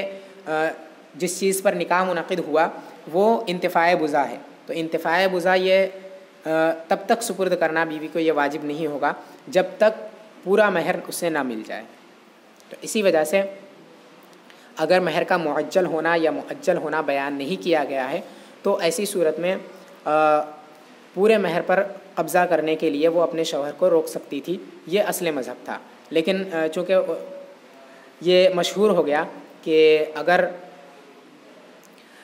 مہر معجل کی مقدار ادا کر دیا ہے شوہر نے تو اسے ولایت منع حاصل نہیں ہوگا، اسی شہرت کی بنا پر علماء متاخرین نے یہ فتویٰ دیا کہ ایسا ہی ہے کہ اگر مہر معجل کی مقدار شوہر نے ادا کر دیا تو اب اسے ولایت منع حاصل نہیں ہے، ٹھیک ہے، ورنہ اصل مذہب اس کے خلاف تھا۔ وَلَا لَوْ أُجِّلَ كُلُّهُ، اور نہ کہ اس وقت جب کہ کل کو معجل کر دیا گیا، یعنی اگر پورے مہر کے لیے کوئی مدت بیان کر دی گئی کہ اس مدت کے آنے پر پورا مہر ادا کیا جائے گا تو ایسی صورت میں اسے ولایت منع حاصل نہیں ہوگا، اپنے شوہر کو اپنے ساتھ وطی کرنے یا سفر کرنے سے روکنے کا حق حاصل نہیں ہوگا۔ فَإِنَّهُ لَوْ أُجِّلَ الْكُلُّ فَقَدْ سَقَطَ وِلَایَتُ أَخْذِ حَقِّهَا، کیونکہ جب کل مہر کو معجل کر دیا گیا تو اس کو اپنا حق لینے کی ولایت ساقط ہو گئی، ٹھیک ہے، اس کے لیے اپنا حق لینے کی ولایت ساقط ہو گئی، تو فلا یکون لها منع النفس لأخذه، تو اس کو لینے کے لیے اس کو منع نفس کا حق حاصل نہیں ہوگا۔ یعنی جب کل مہر کو معجل کر دیا گیا تو اس وقت اس کا ولایت منع اسے حاصل کیوں نہیں ہوتا ہے، اس کی وجہ بیان کرتے ہیں کہ اگر پورے مہر کو معجل کر دیا گیا، یعنی پورے مہر کے لیے یہ کہا گیا کہ اس مدت کے آنے پر پورا مہر ادا کیا جائے گا اور بیوی اس بات پر راضی ہو گئی تو گویا کل مہر معجل ہو گیا، تو اس صورت میں اس کو ولایت منع حاصل نہیں ہوگا، اس وجہ سے کیونکہ جب وہ کل مہر کے معجل ہونے سے راضی ہوئی، یعنی مہر کے لیے ایک مدت بیان کی گئی کہ اس مدت کے آنے پر مہر ادا کیا جائے گا، اس سے پہلے ادا نہیں کیا جائے گا، وہ اس بات پر جب راضی ہوئی اور یہ معلوم ہے کہ نکاح اس وجہ سے ہوتا ہے تاکہ استمتاع حلال ہو جائے، اور استمتاع کسی بھی وقت وہ کر سکتا ہے، ٹھیک ہے، تو استمتاع نکاح کی وجہ سے کسی بھی وقت کرنا حلال ہو جائے گا، اور مہر جو ہے وہ ایک مدت آنے پر ہی دیا جائے گا۔ جب وہ اس بات پر سے راضی ہوئی تو گویا اس نے اپنا جو حق تھا کہ وہ اس کو وطی کرنے سے روک سکتی، اس حق کو اس نے خود ساقط کر دیا، کیونکہ جیسے ہی نکاح ہوا اس کے بعد وطی کرنا حلال ہو جائے گا، ٹھیک ہے، اور مہر اس وقت اسے نہیں دیا جائے گا کیونکہ مہر کے لیے ایک مدت بیان کی گئی ہے اور وہ اس مدت سے راضی ہے، اسی وجہ سے اس نے گویا اپنا حق خود ساقط کیا ہے، اور اپنے حق کے وہ ساقط ہونے سے گویا وہ راضی ہے، اسی وجہ سے اسے ولایت منع وہاں پر حاصل نہیں ہوگا اگر پورے مہر کو معجل کر دیا گیا۔ وَلَهُ السَّفَرُ بِهَا بَعْدَ أَدَائِهِ فِي ظَاهِرِ الرِّوَایَہ، اور اس کے لیے سفر کا حق حاصل ہوگا اس کے ساتھ اس کو ادا کرنے کے بعد ظاہر الروایہ قول میں، ای بعد ادائی ما بین تعجیلہ او قدر ما یعجل لمثلها فی ظاہر الروایہ، یعنی جس کی تعجیل بیان کر دی گئی ہے اس کو ادا کرنے کے بعد یا جتنی مقدار اس کے جیسی کے لیے مہر معجل ہوتا ہے ظاہر الروایہ میں، یعنی اگر شوہر نے مہر معجل کو ادا کر دیا ہے، مہر معجل کی دونوں قسموں میں سے کسی بھی ایک قسم کے ذریعے مہر معجل جو ہوا اس مہر معجل کو جب شوہر نے ادا کر دیا ہے تو اب اس کے ساتھ وہ سفر کر سکتا ہے بغیر اس کی مرضی کے۔ وقیل لا وبہ افتى الفقیہ ابو اللیث، اور کہا گیا ہے کہ نہیں، اور اسی پر فقیہ ابو اللیث نے فتویٰ دیا ہے۔ وَلَهُ ذَلِكَ فِيمَا دُونَ مُدَّتِهِ، اور اس کے لیے یہ جائز ہے مدت سے کم کے اندر، ای لہو نقلها فیما دونا مدت السفری، یعنی اس کے لیے اس کو منتقل کرنا ہے، اس کو منتقل کرنے کا حق حاصل ہے مدت سفر سے کم کے اندر، یعنی اسے مہر معجل کو ادا کرنے کے بعد سفر کا حق حاصل ہے یا نہیں ہے۔ اس سلسلے میں پہلے تو یہ کہ کتنی دور تک سفر کرنا، اس کی دو قسمیں ہوگی سفر کرنے کی۔ ایک تو یہ کہ جو مدت سفر شرعی ہے جو کہ 3 دن اور 3 رات کی مدت ہے، اتنی مدت یعنی اتنی دور تک اگر سفر کرنا ہو تو اس کے لیے ایسا کرنے کا حق حاصل نہیں ہے بغیر اس کی مرضی کے۔ اگر عورت کی مرضی نہ ہو تو بغیر اس کی مرضی سے اتنی دور تک سفر نہیں کر سکتا ہے، جس کو سفر شرعی کہا جاتا ہے۔ اگر اتنی دور جانا ہے جتنی دور جانے میں 3 دن اور 3 راتیں لگتی ہے جو کہ سفر شرعی ہے، اگر اتنی دور جانا ہے تو اس میں بیوی کی مرضی ہونا یہ ضروری ہے، یہ سب کے نزدیک ہے، ٹھیک ہے۔ اور اگر اس سے کم ہے، یعنی سفر شرعی سے کم مقدار میں اگر اتنی دور جانا ہے، سفر شرعی کی جو مقدار ہے وہ مقدار نہیں پائی جا رہی ہے، اتنی دور جانا ہے، اس سے کم مسافت کی دوری پر جانا ہے، تو ایسی صورت میں اختلاف ہے، اور ظاہر روایہ قول یہی ہے کہ وہ اس کے ساتھ سفر کر سکتا ہے بغیر اس کی مرضی کے، اور فقیہ ابو اللیث نے کہا ہے کہ نہیں کر سکتا ہے، ٹھیک ہے، اسی پر فتویٰ دیا ہے۔ یعنی ایک قول اس سلسلے میں یہ بھی ہے کہ نہیں کر سکتا ہے، اور اسی قول پر فقیہ ابو اللیث نے فتویٰ دیا ہے، اور ظاہر روایہ قول یہی ہے کہ وہ سفر کر سکتا ہے۔ تو وہ اختلاف اس میں ہے کہ اگر مدت سفر شرعی سے کم ہے تو ایسی صورت میں وہ بغیر اس کی مرضی کے اس کے ساتھ سفر کر سکتا ہے یا نہیں کر سکتا ہے۔ تو ایک قول ظاہر روایہ جو قول ہے وہ یہ ہے کہ کر سکتا ہے، اور دوسرا قول اس سلسلے میں یہ ہے کہ وہ نہیں کر سکتا ہے، اور دوسرے قول پر فقیہ ابو اللیث نے فتویٰ دیا ہے۔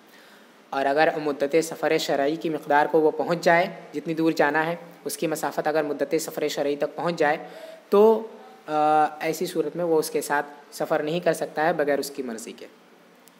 وَإِنِ اخْتَلَفَا فِي الْمَهْرِ فَفِي أَصْلِهِ يَجِبُ مَهْرُ الْمِثْلِ إِجْمَاعًا، اور اگر دونوں مختلف ہو جائیں مہر کے سلسلے میں تو اصل مہر کے سلسلے میں مہر مثل اجماعاً واجب ہوگا۔ یعنی اگر بیوی اور شوہر کے درمیان میں اختلاف ہو جائے مہر کے سلسلے میں تو اس اختلاف کی بہت ساری صورتیں ہیں۔ ایک صورت تو یہ ہے کہ اصل مہر کے سلسلے میں اختلاف ہو جائے کہ مہر متعین ہوا تھا یا نہیں ہوا تھا، شوہر کہے کہ مہر متعین نہیں ہوا تھا، بیوی کہے مہر متعین ہوا تھا، تو اب دونوں میں اختلاف ہو گیا، تو کہتے ہیں یجب مہر المثل اجماعاً، تو بالاتفاق وہاں پر مہر مثل واجب ہوگا۔ سب کا اتفاق ہے اس سلسلے میں کہ وہاں پر مہر مثل واجب ہوگا۔ اگر شوہر اور بیوی اس سلسلے میں جھگڑ گئے کہ مہر مثل متعین ہوا تھا یا نہیں ہوا تھا، اگر جھگڑا اس میں ہو کہ مہر متعین ہوا تھا یا نہیں ہوا تھا تو وہاں پر مہر مثل واجب ہوگا بالاتفاق۔ ان اختلفا فی المہر فقال احدہما لم یسمی مہر وقال الآخر قد سمی، یعنی اگر دونوں جھگڑ جائیں اور ایک کہے ان میں سے کہ مہر متعین نہیں ہوا تھا اور دوسرا کہے کہ مہر متعین ہوا تھا، فإن اقام البینۃ فلا شک فی قبولها، پھر اگر وہ بینہ قائم کر دے تو اس کو قبول کرنے میں کوئی شک نہیں ہے۔ وإن لم یقم فعندہما یحلف، اور اگر وہ بینہ قائم نہ کر سکے تو صاحبین کے نزدیک وہ قسم کھائے گا۔ فإنک لا یثبت دعوی التسمیۃ، پھر اگر وہ پھر جائے، اگر وہ انکار کر دے تو تسمیہ کا دعویٰ ثابت ہو جائے گا۔ وإن حلف یجب مہر المثل، اور اگر وہ قسم کھا لے تو مہر مثل واجب ہو جائے گا۔ واما عند ابی حنیفہ ینبغی الا یحلف، اور رائے امام اعظم علیہ رحمہ کے نزدیک تو مناسب یہی ہے کہ قسم نہ لی جائے۔ ینبغی یہ بہت ساری جگہوں پہ وجوب کے لیے استعمال کیا جاتا ہے، یعنی واجب ہے کہ اس سے قسم نہ لی جائے۔ لأنہ لا یحلف فی النکاح فیجب مہر المثل، کیونکہ نکاح کے باب میں قسم نہیں لی جاتی ہے تو مہر مثل واجب ہوگا۔ یعنی اگر اختلاف ہوا شوہر و بیوی کے درمیان میں مہر کے اندر، تو شوہر نے کہا کہ مہر متعین نہیں ہوا تھا، بیوی نے کہا کہ مہر متعین ہوا تھا، تو اب اگر شوہر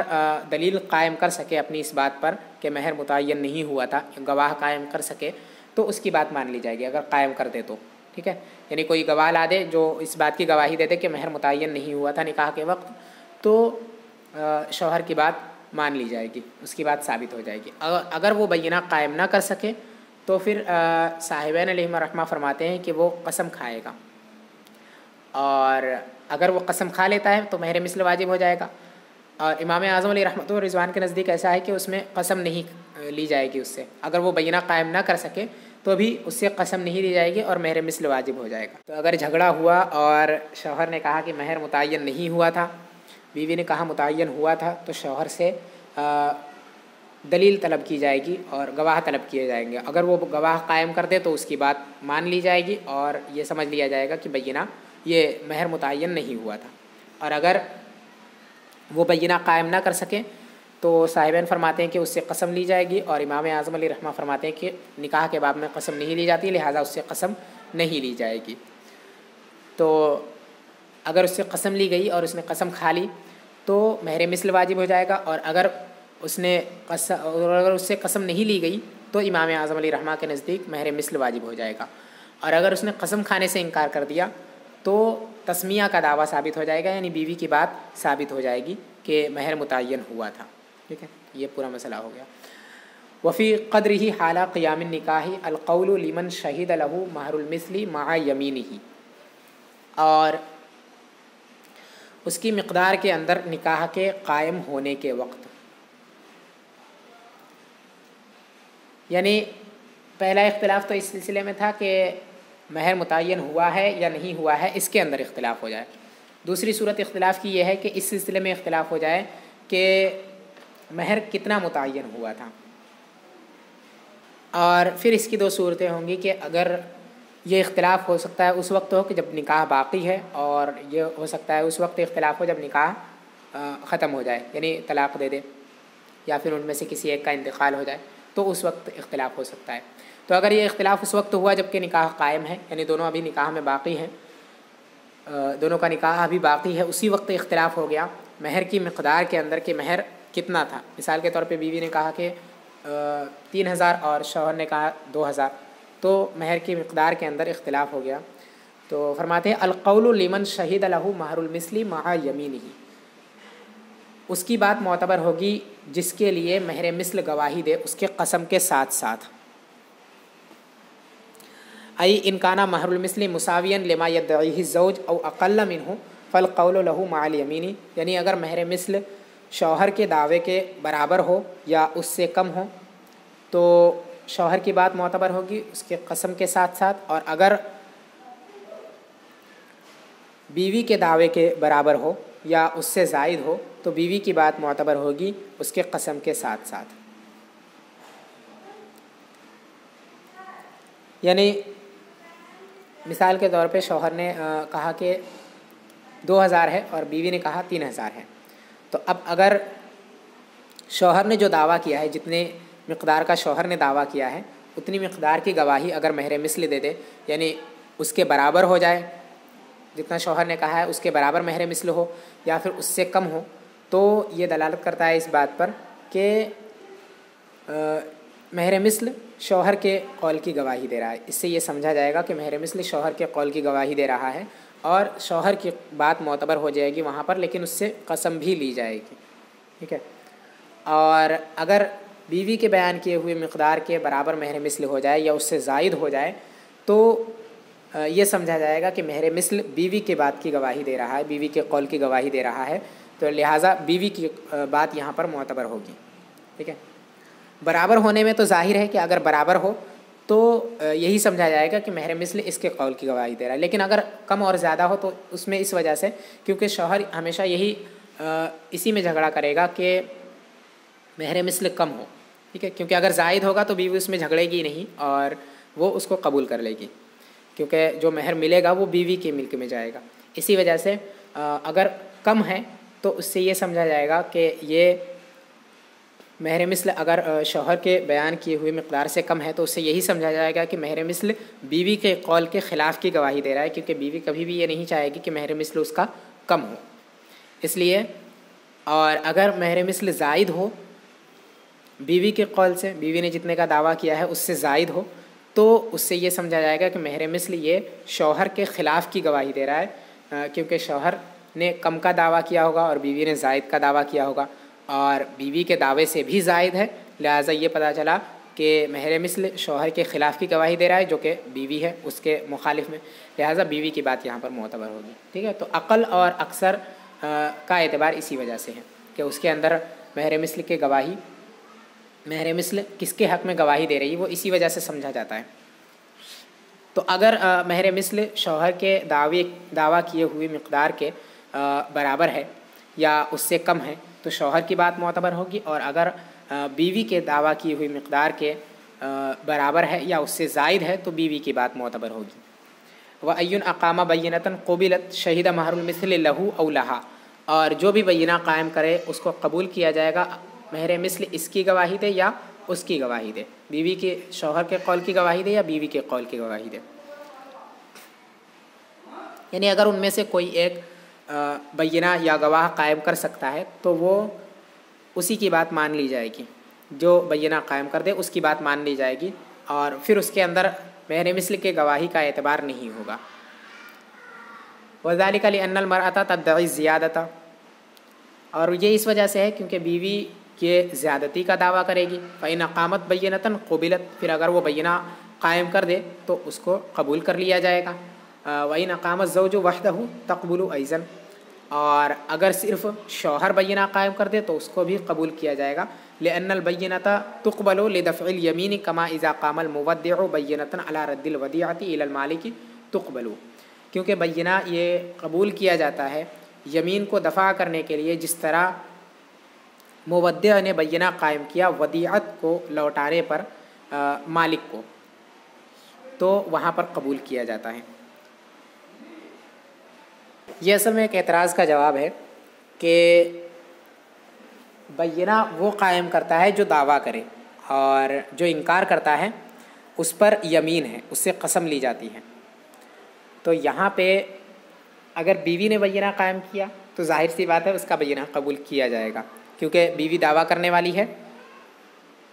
تو جب بیوی نے بینہ قائم کیا تو اس کا بینہ قبول کیا جائے گا. لیکن جب شوہر بینہ قائم کرے تو اس کا بھی قبول کیا جائے گا. وہ کیوں؟ کیونکہ شوہر تو انکار کرنے والا ہے، جس کا بیوی نے دعویٰ کیا ہے اس کا شوہر انکار کر رہا ہے. تو شوہر یہ انکار کرنے والا ہوا تو اس کا بینہ قبول کیوں کیا جائے گا؟ تو اسی کی دلیل، اسی کا یہاں سے انہوں نے جواب دیا لِأَنَّ الْبَيِّنَةَ تُقْبَلُ لِدَفْعِ الْيَمِينِ، کہ اس کا جواب یہ ہے کہ کبھی کبھی بینہ اس لیے بھی قبول کیا جاتا ہے تاکہ یمین کو دفع کیا جا سکے. تو اور یہاں پر بینہ قبول کرنا وہ اسی قبیل سے ہے کہ شوہر اگر بینہ قائم کرے تو اس کا بینہ قبول کیا جائے گا. اور یہ اسی وجہ سے کیونکہ اگر بینہ قائم نہ کرے شوہر تو وہاں پر اس پر قسم لازم ہوگا. اگر بینہ کو اس پر لازم نہ قرار دیا جائے اور اگر بینہ قبول نہ کیا جائے اس کی طرف سے تو اس سے قسم لینا یہ لازم ہوگا. تو اگر بینہ کو یہاں نہ رکھا جائے اور بینہ کو یہاں نہ مانا جائے تو قسم لازم آئے گی. تو لہٰذا اسی قسم کو دفع کرنے کے لیے یہاں پر بینہ کو رکھا گیا ہے اور شوہر کی طرف سے بینہ کو قبول کیا جا رہا ہے. کیونکہ کبھی کبھی ایسا ہوتا ہے کہ یمین کو دفع کرنے کے لیے بینہ کو قبول کیا جاتا ہے. جیسے کہ مودع نے بینہ قائم کیا اس بات پر کہ اس نے ودیعت لوٹا دی ہے اس کے مالک کو. یعنی کسی شخص نے کسی کے پاس اگر امانت رکھی کوئی چیز تو جس نے امانت رکھی ہے اس کو مودع کہتے ہیں. جس کے پاس امانت رکھی ہے اس کو مودع کہتے ہیں. اگر کسی نے کسی کے پاس کوئی امانت کے طور پہ کوئی چیز رکھی اور پھر بعد میں اس نے اس سے طلب کیا، اس نے کہا نہیں میں نے وہ چیز تمہیں لوٹا دی ہے، تمہاری امانت جو تھی وہ میں نے تمہیں لوٹا دی ہے، تو وہاں پہ اگر جس نے یہ کہا ہے جو کہ مودع ہے، اگر اس نے یہ کہا ہے کہ میں نے یہ چیز لوٹا دی ہے، جس نے کہا ہے وہ اگر بینہ قائم کر دے اس بات پر کہ اس نے اس مال کو لوٹا دیا ہے، اس چیز کو لوٹا دیا ہے جو اس نے امانت کے طور پہ رکھی تھی، تو اس کا بینہ وہاں پر قبول کیا جاتا ہے. اور وہاں پر اسی وجہ سے بینہ قبول کیا جاتا ہے کیونکہ اگر بینہ کو وہ قائم نہ کرے اور اگر اس کا بینہ قبول نہ کیا جائے تو اس پر قسم لازم ہے. وہ قسم کھائے گا اس بات پر کہ وہ مال ودیعت لوٹا چکا ہے، جس چیز کو رکھا گیا تھا ودیعت کے طور پر وہ چیز اس نے لوٹا دی ہے. اگر وہ بینہ قائم نہ کر سکے اس بات پر تو وہاں پہ اس سے قسم لازم ہوتی ہے، یا اگر وہاں پر اس پر بینہ لازم قرار نہ دیا جائے تو اس پر قسم لازم ہوتی ہے کہ وہ قسم کھائے کہ وہ اس کو لوٹا چکا ہے۔ تو یہاں پر بھی اسی وجہ سے بینہ کو قبول کیا جا رہا ہے تاکہ قسم اور یمین یہ دفع ہو جائے، ورنہ یہ انکار کرنے والا ہے۔ کیونکہ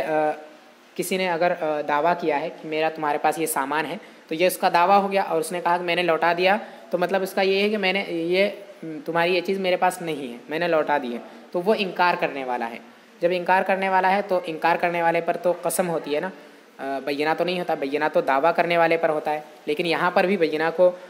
اس پر لازم قرار دیا گیا ہے اور اس سے بینہ لیا جائے گا، وہ اسی وجہ سے تاکہ یمین دفع ہو جائے۔ تو کبھی کبھی یمین کو دفع کرنے کے لیے بھی بینہ کو قبول کیا جاتا ہے، اور یہ اسی قبیل سے ہے۔ لہٰذا جس طرح یہاں پر بینہ کو یمین کو دفع کرنے کے لیے قبول کیا جا رہا ہے، ویسے ہی شوہر کے سلسلے میں بھی جب بیوی نے دعویٰ کیا زائد کا اور اس پر بینہ قائم کیا تو اس کا قبول کیا جائے گا، اور شوہر نے جب انکار کیا اس کا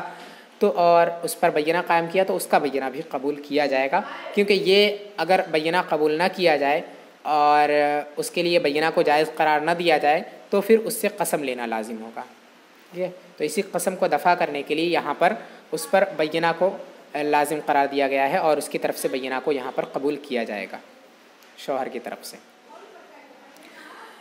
تو اگر مقدار کے اندر اختلاف ہو جائے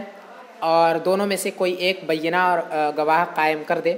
تو جو بھی بینہ قائم کرے، جو بھی گواہ قائم کرے، اس کی بات مان لی جائے گی۔ اگر شوہر بینہ قائم کر دے اور شوہر گواہ قائم کر دے تو شوہر کی بات مانی جائے گی، اور اگر بیوی بینہ قائم کر دے تو بیوی کی بات مانی جائے گی، اور پھر وہاں پر مہر مثل کی گواہی کا کوئی اعتبار نہیں ہوگا۔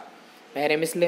برابر ہے شوہر کے قول کی گواہی دے یا پھر بیوی کے قول کی گواہی دے، اس کا کوئی اعتبار نہیں ہوگا یہاں پر۔ وَإِنْ أَقَامَا فَبَيِّنَتُهَا إِنْ شَهِدَ لَهُ وَبَيِّنَتُهُ إِنْ شَهِدَ لَهَا، اور اگر دونوں بینہ قائم کر دیں تو بیوی کی بات معتبر ہوگی، بیوی کا بینہ قبول کیا جائے گا اگر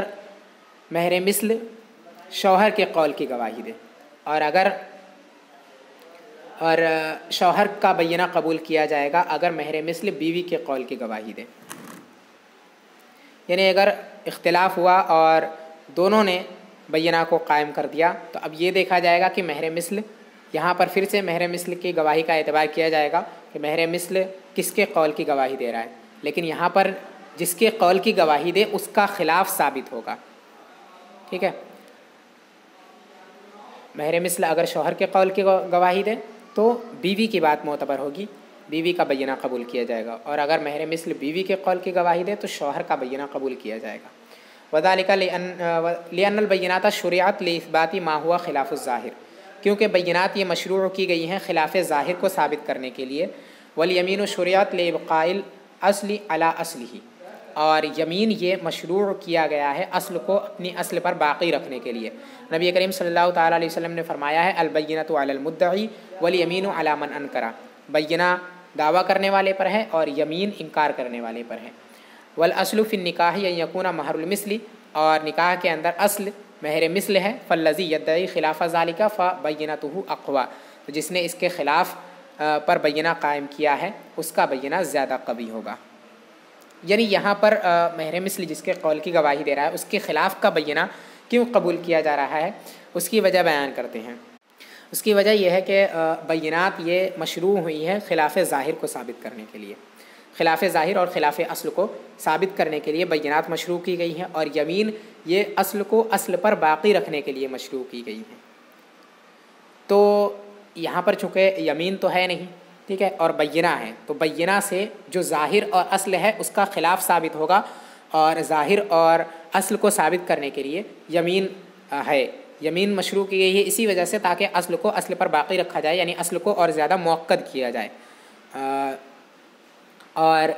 بینہ اس لیے مشروع کیے گئے ہیں تاکہ ان کے ذریعے سے خلاف ظاہر اور خلاف اصل کو ثابت کیا جائے۔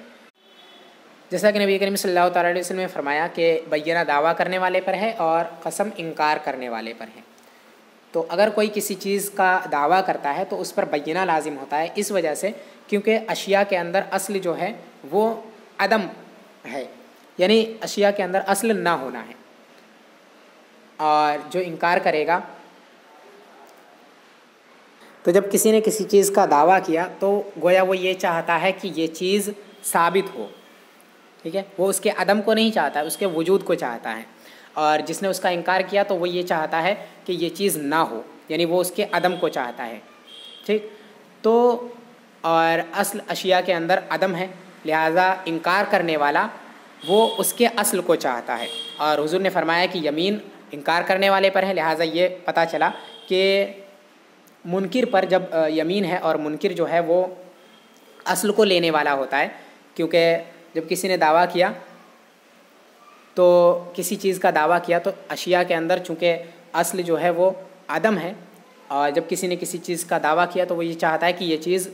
موجود ہو، یہ چیز پائی جائے، اور جب جس نے انکار کیا اس کا وہ یہ چاہتا ہے کہ یہ چیز نہ ہو، یعنی وہ اس کے عدم کو چاہتا ہے، لہٰذا پتہ چلا کہ جو انکار کرنے والا ہے وہ اصل کو چاہتا ہے، اصل کو لینے والا ہے، اور حضور نے فرمایا کہ انکار کرنے والے پر بینہ ہے، لہٰذا اس سے یہ معلوم ہو گیا کہ بینہ یہ اصل کو اصل پر باقی رکھنے کے لیے ہے، کیونکہ انکار کرنے والا اصل کو چاہتا ہے اور اسی پر حضور نے بینہ قائم کیا، لہٰذا پتہ چلا کہ انکار کرنے والے پر جب بینہ یمین ہے تو یمین یہ مشروع کیا گیا ہے اصل کو اصل پر باقی رکھنے کے لیے، اور دعویٰ کرنے والا چونکہ وہ کسی چیز کے وجود کو چاہتا ہے، لہٰذا اس سے یہ پتہ چلا کہ اور اشیاء کے اندر چونکہ اصل عدم ہے اور وجود جو ہے وہ اصل کے خلاف ہے اور ظاہر کے خلاف ہے، اور حضور نے فرمایا کہ بینہ اس پر ہے جو مدعی ہے، کسی چیز کا دعویٰ کرنے والا ہے، اور دعویٰ کرنے والا وہ خلاف ظاہر کو چاہتا ہے، کیونکہ اشیاء کے اندر اصل جو ہے وہ عدم ہے، جب اشیاء کے اندر اصل عدم ہے اور دعویٰ کرنے والا اس کے وجود کو چاہتا ہے، لہذا دعویٰ کرنے والا خلاف کو چاہتا ہے، اشیاء کے خلاف کو چاہتا ہے، اور اسی وجہ سے اس پر بینہ کو حضور نے فرمایا کہ اس پر بینہ لازم ہے، لہٰذا اس سے پتہ چلا کہ بینہ یہ مشروع کیا گیا ہے خلاف ظاہر کو ثابت کرنے کے لیے، کیونکہ مدعی یہ خلاف ظاہر کو ثابت کرنا چاہتا ہے، اور حضور نے مدعی پر بینہ کو لازم قرار دیا ہے، لہٰذا پتہ چلا کہ بینہ یہ لازم ہے خلاف ظاہر کو ثابت کرنے کے لیے، اور یہ اسی کے لیے قبول کیا جائے گا، اور یمین یہ اصل کو اصل پر باقی رکھنے کے لیے، یعنی اصل کو اور زیادہ مؤکد کرنے کے لیے مشروع کیا گیا ہے، اور اسی کے لیے وہ قبول کیا جائے گا۔ تو جب دونوں میں سے ہر ایک نے بینہ کو قائم کیا، اور نکاح کے اندر اصل ہوتا ہے مہر مثل، اصل اور ظاہر مہر مثل ہوتا ہے، اور بینہ یہ قبول کیا جاتا ہے خلاف ظاہر کو ثابت کرنے کے لیے، ٹھیک ہے، تو ظاہر نکاح کے اندر ہے مہر مثل، تو مہر مثل جس کے قول کی گواہی دے اس کا قول ظاہر ہوگا مہر مثل کی وجہ سے، جب اس کا قول ظاہر ہوگا تو اس کے حق میں بینہ کو قبول نہیں کیا جائے گا، کیونکہ بینہ کو قبول کیا جاتا ہے خلاف ظاہر کو ثابت کرنے کے لیے، اور یہاں پہ اس کا جو قول ہے وہ خلاف ظاہر نہیں بلکہ ظاہر کے مطابق ہے، موافق ظاہر ہے، خلاف ظاہر نہیں ہے،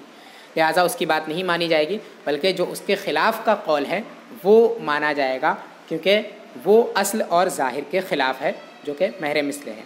تو مہر مثل جس کے قول کے خلاف ہو اس کا قول معتبر ہوگا، ٹھیک ہے۔ والاصل فی النکاح ان یکون مہر المثل، اور نکاح کے اندر اصل یہ ہے کہ مہر مثل ہو، تو وہ جس نے دعویٰ کیا ہے اس کے خلاف کا، یعنی مہر مثل کے خلاف کا، اس کا بینہ زیادہ قوی ہوگا۔ پھر سے ایک مرتبہ سمجھ لیں، بینہ اگر شوہر و بیوی دونوں میں سے ہر ایک بینہ قائم کر دے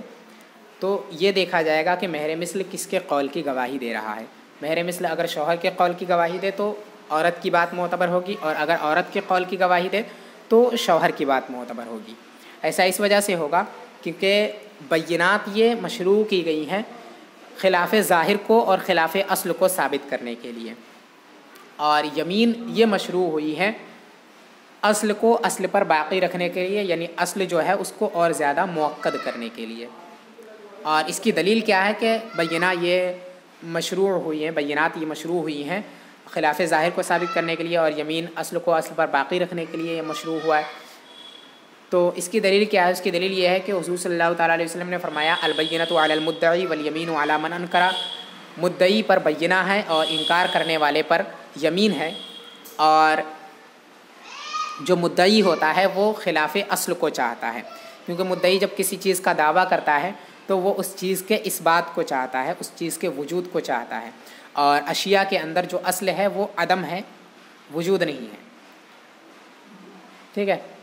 اور یہ دعویٰ کرنے والا وجود کو چاہتا ہے، اور وجود اور عدم دونوں ایک دوسرے کے خلاف ہیں، لہٰذا دعویٰ کرنے والا یہ خلاف کو چاہتا ہے، ٹھیک ہے، خلاف اصل کو چاہتا ہے، اور حضور نے اسی پر بینہ کو قائم کیا ہے۔ حضور نے فرمایا کہ بینہ اس پر ہے جو دعویٰ کرے، اور دعویٰ کرنے والا، یہ بات ثابت ہو گئی کہ دعویٰ کرنے والا خلاف اصل کو چاہتا ہے، تو لہٰذا اس سے یہ پتہ چلا کہ بینہ اس پر لازم ہوتا ہے جو خلاف اصل کو چاہے، اور اس کے حق میں بینہ کو بھی قبول کیا جاتا ہے۔ لہٰذا جب مہر مثل نکاح کے اندر اصل ہے اور ظاہر ہے، تو جو اس کے خلاف کو چاہے اس کی بات معتبر ہوگی، اس کے حق میں بینہ کو قبول کیا جائے گا، ٹھیک ہے، کیونکہ بینہ مشروع کیا گیا ہے خلاف ظاہر کو ثابت کرنے کے لیے، لہٰذا بینہ کی وجہ سے خلاف ظاہر ثابت ہوگا، اور خلاف ظاہر کس کا قول ہوگا؟ اس کا جس کے قول کی گواہی مہر مثل نہ دے، جس کے قول کے خلاف مہر مثل ہو، مہر مثل جس کے قول کے خلاف کی گواہی دے، ٹھیک ہے، کیونکہ مہر مثل جس کے قول کے موافقت کی گواہی دیتا ہے، مہر مثل جس کے قول کے موافق ہو تو وہ وہاں پر اصل ہو گیا، ٹھیک ہے۔ مثال کے طور پہ شوہر نے کہا کہ 2000 ہے اور مہر مثل 2000 ہے یا 2000 سے کم ہے، تو مہر مثل شوہر کے قول کی گواہی دے رہا ہے، تو شوہر کا جو قول ہے،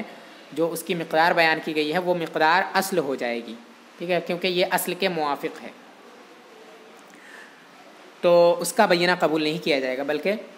بیوی کا بینہ قبول کیا جائے گا، کیونکہ بیوی کا جو قول ہے، بیوی کی جو مقدار ہے، وہ اس کے خلاف ہے جو شوہر نے کہا ہے، اور شوہر کی جو مقدار ہے وہ مہر مثل کے موافق ہے، لہٰذا بیوی کی جو مقدار ہوگی وہ مہر مثل کے مخالف ہوگی، کیونکہ بیوی اور شوہر ان دونوں کی جو مقدار ہے وہ ایک دوسرے کے مخالف ہے، ورنہ جھگڑا ہی کیوں ہوتا۔ تو یہاں پر بیوی کی بات معتبر ہوگی، کیونکہ بیوی کی جو مقدار ہے وہ خلاف اصل اور خلاف ظاہر ہے، اور بینہ یہ خلاف ظاہر کو قبول کرنے کے لیے، خلاف ظاہر کو ثابت کرنے کے لیے قبول کیا جاتا ہے، لہٰذا بینہ اس کے حق میں قبول کیا جائے گا، ٹھیک ہے۔ وَإِنْ كَانَ بَيْنَهُمَا تَحَالَفًا، اور اگر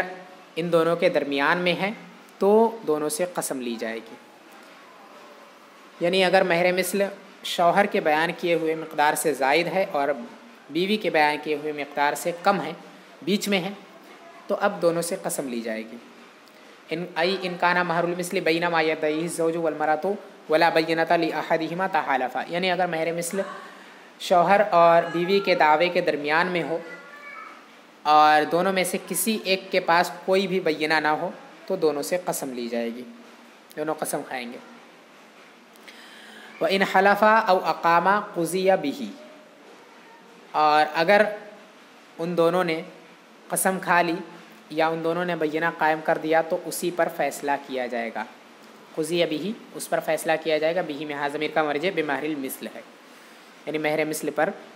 فیصلہ کیا جائے گا۔ فَإِنْ حَلَفَا قَضَى بِمَهْرِ الْمِثْلِ وَقَضَى إِنْ أَقَامَ كُلٌّ مِّنْهُمَا الْبَيِّنَةَ، تو اگر ان دونوں میں سے ہر ایک قسم کھا لے تو مہر مثل کا فیصلہ کیا جائے گا، اور ایسا ہی اس وقت بھی ہوگا اگر ان دونوں میں سے ہر ایک بینہ قائم کر دے۔ وَإِنْ أَقَامَ أَحَدُهُمَا فَقَدْ تُقْبَلُ بَيِّنَتُهُ، اور اگر ان دونوں میں سے صرف ایک بینہ قائم کرے تو اس کا بینہ قبول کیا جائے گا۔ وَلَمْ يُذْكَرْ لِهَذَا الْقِسْمَ لِظُهُورِهِ، وَلَمْ يَذْكُرْ لِهَذَا الْقِسْمَ لِظُهُورِهِ، اور اس قسم کو ذکر نہیں کیا اس کے ظاہر ہونے کی وجہ سے۔ وَهَذَا الَّذِي ذَكَرْنَا هُوَ فِي حَالِ قِيَامِ النِّكَاحِ، اور یہ جو کچھ ہم نے ذکر کیا وہ نکاح کے قائم ہونے کی حالت میں ہے، یعنی اگر مہر مثل دونوں کے بیان کیے ہوئے مقدار کے بیچ میں ہے، مہر مثل کسی کے قول کی گواہی نہیں دے رہا ہے، تو اگر ان دونوں میں سے کوئی ایک بینہ قائم کرے تو اس کی بات مانی جائے گی، اور اگر دونوں بینہ قائم کر دیں تو مہر مثل کا فیصلہ کیا جائے گا۔ ایسے ہی اگر دونوں قسم کھا لیں تو ایسی صورت میں بھی مہر مثل کا ہی فیصلہ کیا جائے گا، اور اگر ایک قسم کھانے سے انکار کر دے تو اس کی بات نہیں مانی جائے گی، اس کی بات رد کر دی جائے گی۔ اور یہ سارے مسائل اس وقت تھے جب اختلاف اس وقت ہو جب دونوں میں سے دونوں کا نکاح باقی ہو، ٹھیک ہے، دونوں نکاح میں ایک دوسرے کے ہیں، اسی وقت اختلاف ہو جائے تو اس کے لیے یہ سارے احکام ہیں جو ابھی گزرے۔ فَأَرَادَ أَن يُبَيِّنَ الْاخْتِلَافَ بَعْدَ وُقُوعِ الطَّلَاقِ فَقَالَ، تو پھر انہوں نے ارادہ کیا کہ اختلاف کو بیان کرے طلاق کے واقع ہونے کے بعد، یعنی اگر اختلاف واقع ہو جائے طلاق کے بعد مہر کے سلسلے میں، تو اب اس کے اندر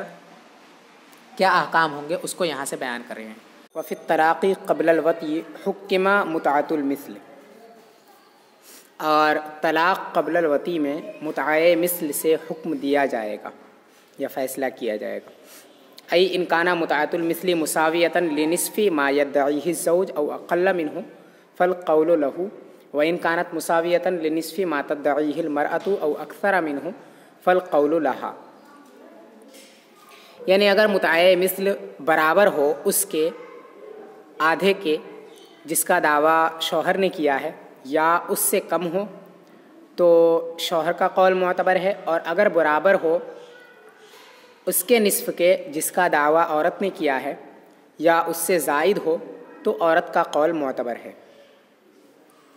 یا بیوی کا قول معتبر ہے۔ وَأَيُّ أَقَامَ بَيِّنَةً قُبِلَتْ، اور جو بھی بینہ قائم کرے اس کو قبول کیا جائے گا۔ وَإِنْ أَقَامَ فَبَيِّنَتُهَا أَوْلَى إِنْ شَهِدَتْ لَهُ وَبَيِّنَتُهُ إِنْ شَهِدَتْ لَهَا، اور اگر دونوں قائم کریں تو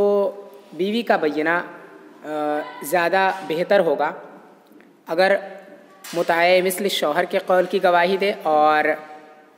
شوہر کا بینہ یہ اولا ہوگا اگر متعہ مثل بیوی کے قول کی گواہی دے۔ یعنی اگر یہ اختلاف طلاق قبل الوطی کی صورت میں ہوا اور وہ اختلاف ہوا مقدار کے اندر، تو اس صورت میں متعہ مثل کو معیار بنا کر کے فیصلہ کیا جائے گا۔ یعنی جس طرح نکاح کے قائم ہونے کی اور نکاح کے باقی رہنے کی حالت میں مہر مثل کو معیار بنا کر کے فیصلہ کیا جاتا ہے، ویسے ہی اس کے اندر طلاق قبل الوطی کی صورت میں متعہ مثل کو معیار بنا کر کے فیصلہ کیا جائے گا۔ تو اگر متعہ مثل شوہر کے قول کی گواہی دے تو شوہر کا قول معتبر ہوگا، اور اگر متعہ مثل بیوی کے قول کی گواہی دے تو بیوی کا قول معتبر ہوگا۔ متعہ مثل کا بیان پیچھے گزر چکا ہے، متعہ کسے کہتے ہیں اس کا بیان پیچھے ہو چکا ہے۔ تو اگر متعہ مثل شوہر کے قول کی گواہی دے، یعنی شوہر کے بیان کیے ہوئے مقدار کے برابر، مقدار کے نصف کے برابر ہو یا نصف سے کم ہو، ٹھیک ہے، متعہ مثل کی قیمت جو ہے وہ شوہر کے بیان کیے ہوئے مقدار کے نصف کے برابر ہو یا نصف سے کم ہو تو شوہر کا قول معتبر ہوگا، اس کی بات مانی جائے گی۔ اور اگر متعہ مثل کی قیمت بیوی کے بیان کیے ہوئے مقدار کے نصف کے برابر ہے یا نصف سے زائد ہے تو بیوی کا قول معتبر ہوگا۔ نصف اس وجہ سے کہا کیونکہ طلاق قبل الوطی کی صورت میں اگر مہر متعین ہوتا ہے تو نصف مہر واجب ہوتا ہے، پورا مہر واجب نہیں ہوتا ہے۔ اور یہ اس صورت میں ہے جب دونوں میں سے کوئی بھی بینہ قائم نہ کرے، ٹھیک ہے، اور اگر ان دونوں میں سے کوئی ایک بینہ قائم کرے تو اس کا بینہ قبول کیا جائے گا اور اس کی بات معتبر ہو جائے گی اور اسی کی بات مانی جائے گی۔ اگر ان میں سے صرف ایک بینہ قائم کرے تو، اور اگر دونوں بینہ قائم کر دیں تو متعہ مثل جس کے خلاف کی گواہی دے اس کا قول معتبر ہوگا، اور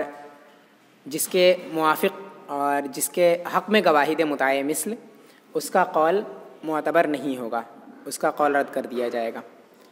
اور اس کی مثل پیچھے گزر چکی ہے ابھی۔ وَإِنْ كَانَتْ بَيْنَهُمَا تَحَالَفَا فَإِنْ حَلَفَ تَجِبُ مُتْعَةُ الْمِثْلِ، اور اگر ان دونوں کے درمیان میں ہو تو دونوں سے قسم لی جائے گی، پھر اگر اس نے قسم کھا لی تو متعہ مثل واجب ہوگا۔ یعنی اگر دونوں کے بیان کیے ہوئے مقدار کے درمیان میں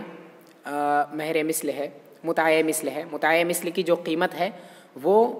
دونوں نے جو مقدار بیان کی ہے اس کے درمیان میں ہے، یعنی متعہ مثل نہ تو شوہر کے قول کی گواہی دے رہا ہے اور نہ ہی بیوی کے قول کی گواہی دے رہا ہے، تو ایسی صورت میں ان سے قسم لی جائے گی، پھر اگر وہ قسم کھا لیں تو متعہ مثل واجب ہوگا۔ وَمَوْتِ أَحَدِهِمَا كَحَيَاتِهِمَا فِي الْحُكْمِ، اور ان دونوں میں سے کسی کا انتقال کر جانا ان دونوں کے زندہ ہونے کی طرح ہے حکم کے اندر، یعنی اگر ان دونوں میں سے کوئی انتقال کر جاتا ہے تو یہ ایسا ہی ہے جیسا کہ وہ زندہ ہے، ٹھیک ہے، جس طرح اس کے زندہ ہونے میں فیصلہ ہوتا ہے، جو حکم اس کے زندہ ہونے کے وقت ہوتا ہے ویسے ہی وہی حکم اس کے انتقال کر جانے کے بعد ہوگا، یعنی اگر ان میں سے صرف ایک انتقال کرے اور دوسرا زندہ ہو تو یہ ایسا ہی ہوگا جیسا کہ دونوں کے زندہ رہنے کے وقت ہوتا ہے۔ تو دونوں کے زندہ رہنے کے وقت اگر اختلاف ہو جائے تو اس کی جو صورتیں بنتی ہیں وہی صورتیں تب بھی بنیں گی جب دونوں میں سے کسی ایک کا انتقال ہو جائے، اور ویسا ہی حکم اس صورت میں بھی ہوگا جیسا حکم ان دونوں کے زندہ رہنے کے وقت ہوتا ہے۔ وبعد موتہما ففی القدر القول لورثتہ وفی اصلہ لم یقضى للمنکر بشیء وقال قضا بمہر المثل وبہ یفتیٰ۔ اور ان دونوں کے انتقال کر جانے کے بعد تو مقدار کے سلسلے میں شوہر کے ورثاء کا قول معتبر ہوگا، اور اصل کے سلسلے میں منکر کے لیے کسی بھی چیز کا فیصلہ نہیں کیا جائے گا۔ یعنی اگر دونوں کے انتقال کرنے کے بعد اختلاف ہوا تو اب اس اختلاف کی بھی دو صورتیں بنتی ہے، ایک تو یہ کہ اختلاف ہوا ہوگا مقدار کے اندر، اور دوسرا یہ کہ اختلاف ہوا ہوگا اصل کے اندر، یعنی مقدار کے ایک کہے کہ اتنا، دوسرا کہے نہیں اتنا نہیں اتنا، اور اصل کے اندر یعنی ایک کہے کہ مہر متعین ہوا تھا، دوسرا کہے کہ مہر متعین نہیں ہوا تھا۔ تو اگر پہلی والی صورت ہے یعنی مقدار کے اندر اختلاف ہو جائے، شوہر کے وارثین کم کا قول کر رہے ہیں اور بیوی کے وارثین زیادہ کا قول کر رہے ہیں، تو اب ایسی صورت میں شوہر کے وارثین کا قول معتبر ہوگا، یعنی شوہر کے وارثین جو کہیں گے وہ مان لی جائے گی، ان کی بات مان لی جائے گی اور اسی کے حساب سے فیصلہ کیا جائے گا۔ اور اگر اختلاف اصل کے اندر ہو، یعنی دوسری والی صورت اگر پائی جائے کہ ایک کہے کہ مہر متعین ہوا تھا، دوسرا کہے مہر متعین نہیں ہوا تھا، تو اب ایسی صورت میں کسی بھی چیز کا فیصلہ نہیں کیا جائے گا یہاں تک کہ دونوں متعین ہونے پر راضی ہو جائیں، ٹھیک ہے۔ اگر دونوں متعین ہونے پر راضی ہو جاتے ہیں تو فیصلہ کیا جائے گا، اور اگر دونوں راضی نہیں ہوتے، ایک کہتا ہے کہ مہر متعین ہوا تھا، دوسرا کہتا نہیں ہوا تھا، تو کسی بھی چیز کا فیصلہ نہیں کیا جائے گا۔ یہ امام اعظم علیہ رحمہ کا قول ہے۔ وقال قضا بمہر المثل، قضی بمہر المثل مجہول کا صیغہ، وبہ یفتیٰ۔ اور صاحبین علیہ رحمہ نے فرمایا ہے، علیہ رحمہ نے، کہ مہر مثل کا فیصلہ کیا جائے گا، اور اسی پر فتویٰ ہے۔ یعنی اگر اختلاف اصل کے اندر ہو جائے کہ مہر متعین ہوا تھا یا نہیں ہوا تھا، تو ایسی صورت میں فیصلہ مہر مثل کا ہوگا۔ صاحبین علیہ رحمہ کا یہ قول ہے، اور اسی قول پر فتویٰ بھی ہے۔ وَإِن بَعَثَتْ إِلَيْهَا شَيْئًا فَقَالَتْ هُوَ هَدْيَةٌ وَقَالَ مَهْرٌ فَالْقَوْلُ لَهُ إِلَّا فِي مَا هُيِّئَ لِلْأَكْلِ كَالْخُبْزِ بِخِلَافِ الْحِنطَةِ۔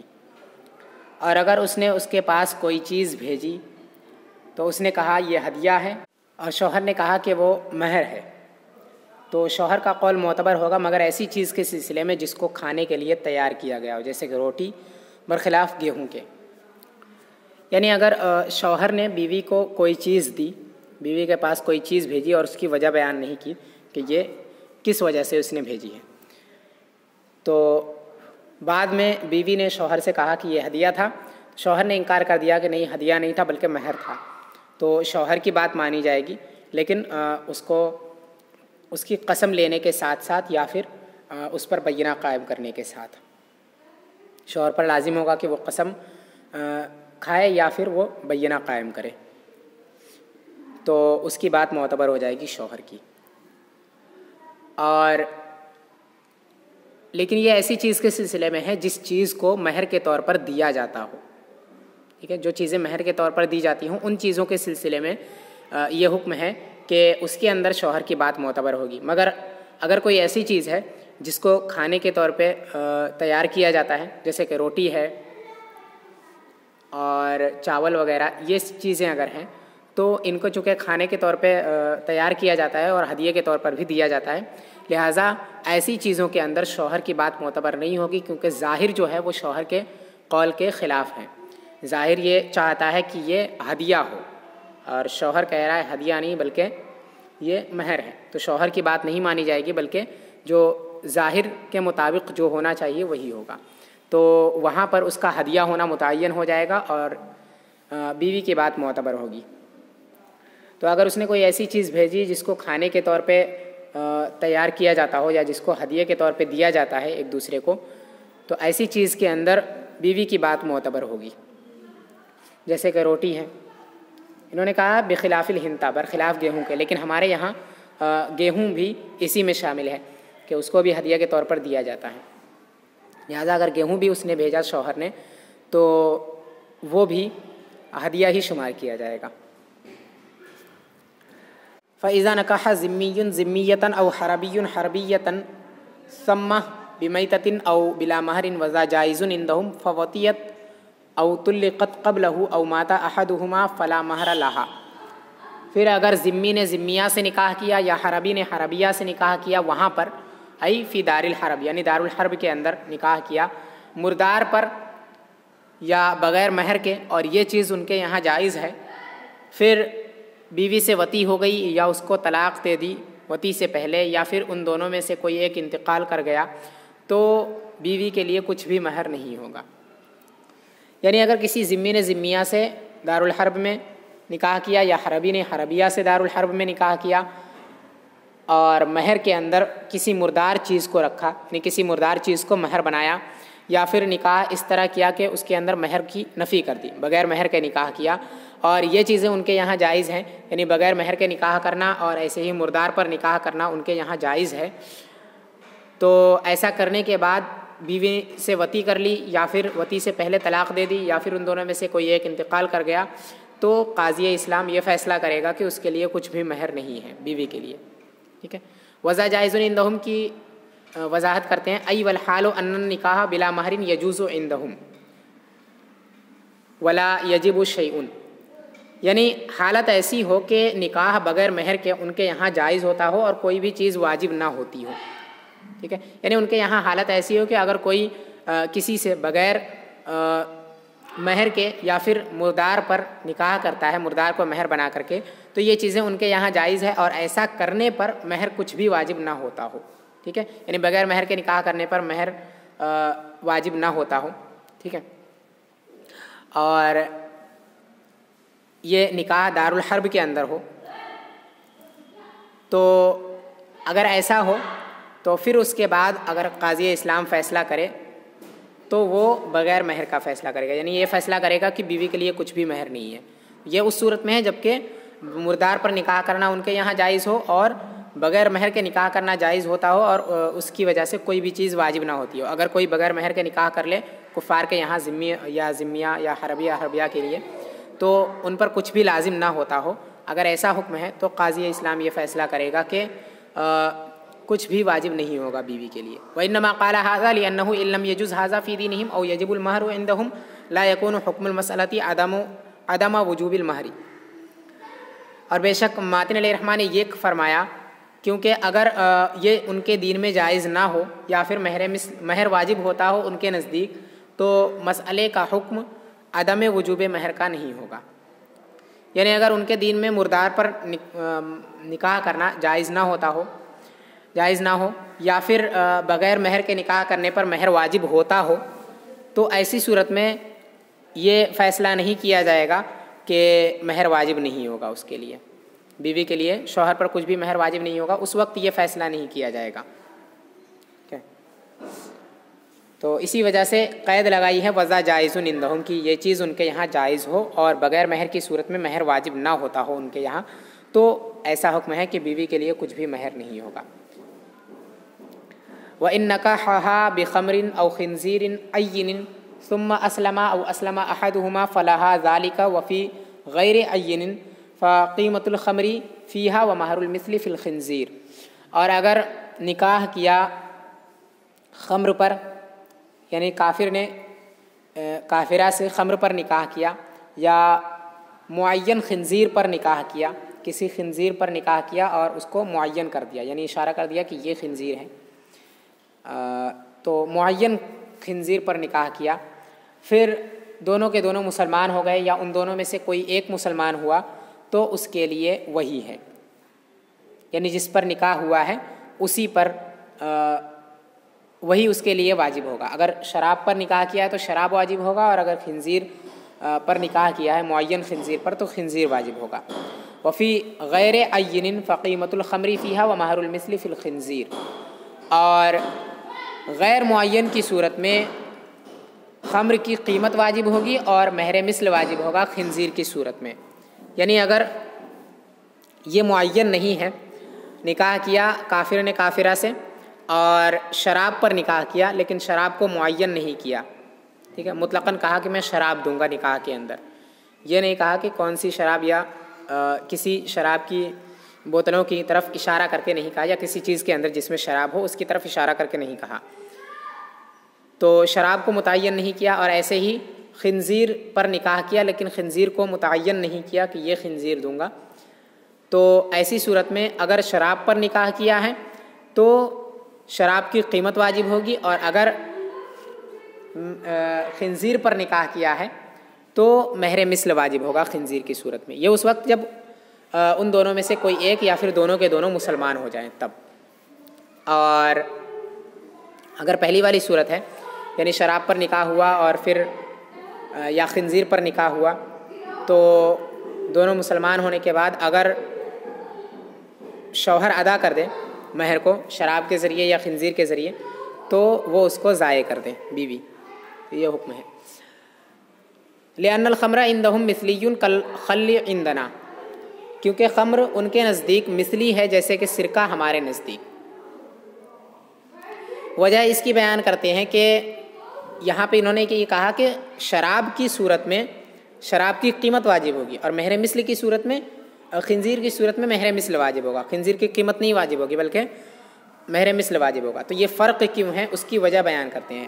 لأن الخمر عندهم مثلی کالخل عندنا، کیونکہ شراب ان کے نزدیک مثلی چیز ہے جیسے سرکہ ہمارے نزدیک ہے. مثلی چیز ایسی چیزیں جن کی مثل موجود ہوتی ہیں، جن کے مثل کو دیا جا سکتا ہو. اگر ایک چیز ختم ہو گئی تو دوسری چیز اسی کے بدلے میں دی جائے تو یہی سمجھا جاتا ہے کہ یہی چیز دی گئی ہے، جو پہلے جو چیز تھی وہی چیز دی گئی ہے. تو اگر ایسی چیزیں جن کی مثل موجود ہوتی ہے اور جن کی مثل کو ادا کیا جا سکتا ہو، ایسی چیزوں کو مثلی چیز کہا جاتا ہے. تو شراب ان کے یہاں مثلی چیز ہے جس طرح ہمارے یہاں سرکہ مثلی چیز ہے. ولا یحل اخذها، اور اس کا لینا یہ حلال نہیں ہے، یعنی شراب کا لینا یہ تو حلال نہیں ہے ہمارے یہاں. ٹھیک ہے، تو اگر ان دونوں میں سے کوئی ایک مسلمان ہوا یا دوسرا مسلمان ہوا، تو اگر شوہر مسلمان ہوا ہے تو دینا واجب نہیں ہوگا، شراب کو دینا یہ جائز نہیں ہوگا، حلال نہیں ہوگا. اور ایسے ہی اگر بیوی مسلمان ہوئی ہے تو بیوی کا لینا حلال نہیں ہوگا. تو ہمارے یہاں شراب کو دینا یا لینا یہ حلال نہیں ہوتا ہے کیونکہ شراب یہ حرام چیز ہے. تو فایجاب القیمت یکون اعراضا عن الخمر، تو قیمت کو واجب کرنا یہ شراب سے اعراض ہوگا، یعنی شراب سے بچنا ہوگا، اور قیمت کو واجب کرنا یہ شراب سے بچنا ہوگا. یعنی شراب اگر دی ہے، شوہر نے مثال کے طور پہ بیوی کو شراب دی اور بیوی کے لیے یہ جائز نہیں ہے کہ وہ شراب لے، تو اگر وہ اس کے بدلے میں قیمت لیتی ہے تو یہ سمجھا جائے گا کہ وہ شراب سے بچ رہی ہے. ٹھیک ہے، کیونکہ وہ شراب کو نہ لے کر کے اس کی قیمت لے رہی ہے. ٹھیک ہے، اور شراب کی قیمت کو لینا اور شراب کو لینا یہ دونوں الگ الگ چیزیں ہیں، کیونکہ ایسی چیزیں جو مثلی ہوتی ہے ان کے اندر جو مثلی کی قیمت ہوتی ہے وہ مثل کی طرح نہیں ہوتی ہے. ایسی چیزیں جن چیزوں کی مثل موجود ہوتی ہے ان چیزوں کے بدلے میں اگر کوئی قیمت دے تو اس کی قیمت دینا وہ اس چیز کو دینے کی طرح نہیں ہوتا ہے، یا اس چیز کی مثل دینے کی طرح نہیں ہوتا ہے، بلکہ وہ اس کا حکم الگ ہوتا ہے. ٹھیک ہے، اگر کوئی اس کی قیمت دے دے تو اسے یہ نہیں کہا جائے گا کہ یہ اس نے وہی چیز دی ہے جو چیز اس نے لی تھی، اور اگر وہ اس چیز کی مثل دے دیتا ہے تو اسے یہی سمجھا جاتا ہے کہ اس نے یہی چیز دی ہے جو چیز اس نے لی تھی. ٹھیک ہے، تو مثلی چیز کے اندر مثلی کی قیمت دینا یہ مثل دینے کی طرح نہیں ہوتا ہے. تو اگر شراب متعین ہوا تھا نکاح کے اندر، شراب طے ہو گیا اور دونوں میں سے کسی ایک کے یا دونوں کے مسلمان ہونے کے بعد شوہر نے شراب دیا بیوی کو اور بیوی نے شراب نہ لے کر کے اس کی قیمت لی، تو یہی سمجھایا جائے گا کہ اس نے شراب سے بچنے کے لیے قیمت لی ہے. یہی کہا کہ قیمت کو واجب کرنا یہ شراب سے اعراض کرنا ہوگا، یعنی شراب سے بچنا ہوگا اور دور بھاگنا ہوگا شراب سے۔ وَأَمَّا الْخِنْزِيرُ فَمِنْ ذَوَاتِ الْقِيَمِ عِنْدَهُمْ كَالشَّاةِ عِنْدَنَا، تو جب اس سے دور بھاگنا ہوگا اور شراب سے بچنا یہ ہر حال میں ضروری ہے، اسی وجہ سے وہاں پر قیمت کو واجب کیا جائے گا، ٹھیک ہے، اور شراب کی مثل کو واجب نہیں کیا جائے گا اور نہ ہی مہر مثل کو واجب کیا جائے گا، ٹھیک ہے، کیونکہ یہاں پر قیمت دے دینا بھی یہ مہر مثل کی طرح ہی ہے۔ اور رہا خنزیر تو یہ ذوات القیم میں سے ہے، ان کے نزدیک جس طرح بکری ہمارے نزدیک ہے، بکری جس طرح ہمارے نزدیک ذوات القیم میں سے ہے، یعنی بکری ایسی چیز ہے جس کی مثل موجود نہیں ہے، ٹھیک ہے، اور یہ قیمتی چیز ہے، اس کی ایک قیمت متعین ہوتی ہے، ہر بکری کی الگ الگ کوئی قیمت متعین ہوتی ہے، تو یہ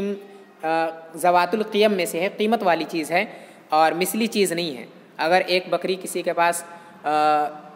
کسی کو کسی نے دی اور وہ اس نے ہلاک کر دی اور دوسری بکری اس کے بدلے میں دی، تو اسے یہ نہیں کہا جائے گا کہ وہی بکری ہے جو اس نے اس سے لی تھی یا اسی کے جیسی ہے،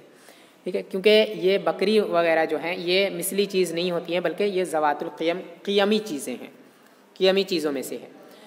تو بکری جس طرح ہمارے یہاں قیمی چیز ہے، ویسے ہی ان کے یہاں خنزیر یہ قیمی چیز ہے، مثلی چیز نہیں ہے، اور قیمی چیز کی قیمت دینا یہ اس چیز سے اعراض کرنا نہیں کہا جاتا ہے، ٹھیک ہے۔ اگر کوئی کسی سے کوئی قیمی چیز لیتا ہے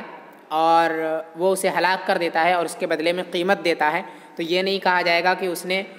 وہ چیز نہیں دی بلکہ کچھ اور دیا ہے، بلکہ یہی سمجھا جاتا ہے اس سے کہ جو اس نے لیا تھا وہ اس نے ادا کر دیا۔ تو ذوات القیم میں جو چیزیں قیمتی ہیں، قیمت والی جو چیزیں ہیں، ان کی قیمت دے دینا یہ اس چیز کو دینے کی طرح ہی ہوتا ہے، جس طرح مثلی چیز کے اندر مثل دینا یہ اس عین چیز کو دینے کی طرح ہوتا ہے، ویسے ہی قیمی چیز کے اندر اس چیز کی قیمت دے دینا یہ اس کے عین کو دینے کی طرح ہوتا ہے۔ تو اگر قیمت کو واجب کر دیا جاتا خنزیر کی صورت میں، تو وہاں پر یہ نہیں ہوتا ہے کہ وہاں پر ایسا نہیں ہوگا کہ خنزیر سے بچا گیا ہے، کیونکہ خنزیر کو دینا اور خنزیر کی قیمت دینا دونوں ایک ہی جیسے ہیں، کیونکہ خنزیر ان کے یہاں ذوات القیم میں سے ہے، اور ذوات القیم کی قیمت دینا یہ عین چیز دینے کی طرح ہی ہوتا ہے، جس طرح مثلی چیز کے اندر مثل دینا عین دینے کی طرح ہوتا ہے، ویسے ہی قیمتی چیز کے اندر قیمت دینا یہ عین دینے کی طرح ہوتا ہے، ٹھیک۔ تو جب خنزیر ان کے یہاں ذوات القیم میں سے ہے تو خنزیر کی قیمت دینا یہ اس کی خنزیر سے اعراض کرنا نہیں کہا جائے گا۔ تو جب اعراض کرنا، خنزیر کی قیمت دینا خنزیر سے اعراض کرنا نہیں کہا جائے گا، اسی وجہ سے خنزیر کی قیمت واجب نہیں ہوگی بلکہ مہر مثل واجب ہوگا، کیونکہ اعراض کرنا یہ ضروری ہے، ٹھیک ہے، کیونکہ یہ حرام چیز ہے، خنزیر ایسے ہی شراب یہ حرام چیزیں ہیں اور ان سے بچنا یہ ضروری ہے۔ تو خمر کی صورت میں قیمت دینا یہ خمر کو دینے کی طرح نہیں ہے، اسی وجہ سے وہاں پر اعراض ہو جائے گا اس کی قیمت دینے سے بھی، لیکن خنزیر کے اندر خنزیر کی قیمت دینا یہ خنزیر دینے کی طرح ہی ہے، اسی وجہ سے اگر قیمت دی گئی تو وہ اس سے اعراض کرنا نہیں کہا جائے گا، اسی وجہ سے قیمت کو واجب قرار نہیں دیا جاتا ہے بلکہ مہر مثل کو واجب قرار دیا جاتا ہے تاکہ خنزیر سے اعراض کیا جائے۔ تو وہی کہا کہ فیجب مہر المثل اعراضا عن الخنزیر واللہ اعلم، تو مہر مثل واجب ہوگا خنزیر سے اعراض کرتے ہوئے، اور اللہ تبارک و تعالی زیادہ جاننے والا ہے۔ تو وجہ اس کی یہی ہے کہ خنزیر کی صورت میں شراب کی صورت میں شراب کی قیمت واجب ہو رہی ہے اور خنزیر کی صورت میں مہر مثل واجب ہو رہا ہے، تو یہ دونوں فرق اسی وجہ سے کیونکہ خمر ان کے نزدیک مثلی چیز ہے اور خنزیر ان کے نزدیک قیمی چیز ہے، اور مثلی چیز کی قیمت دے دینا یہ مثل دینے کی طرح نہیں ہوتا یا عین دینے کی طرح نہیں ہوتا ہے، ٹھیک ہے۔ اگر کوئی کسی کی مثلی چیز کوئی لے لے اور اس کے بدلے میں اس کی قیمت دے دے تو یہ اس چیز کو دینے کی طرح نہیں ہوتا ہے، اس چیز کو لوٹانے کی طرح نہیں ہوگا، اور اگر کوئی قیمی چیز کسی سے لے لے اور اس کے بدلے میں اس کی قیمت دے دے تو یہ عین کو دینے کی طرح ہی ہوگا، ٹھیک ہے، یہ ایسا ہی ہوگا جیسا کہ جو چیز اس نے اس سے لی تھی وہی چیز اس نے اسے لوٹا دی ہے، ایسا ہی سمجھا جائے گا۔ تو اسی وجہ سے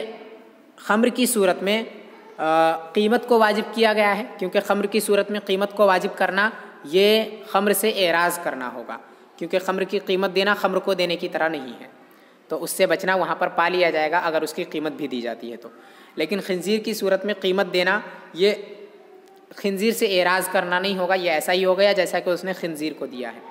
تو اسی وجہ سے یہاں پر قیمت کو واجب قرار نہیں دیا گیا بلکہ مہر مثل کو واجب قرار دیا گیا تاکہ اس سے بچا جا سکے۔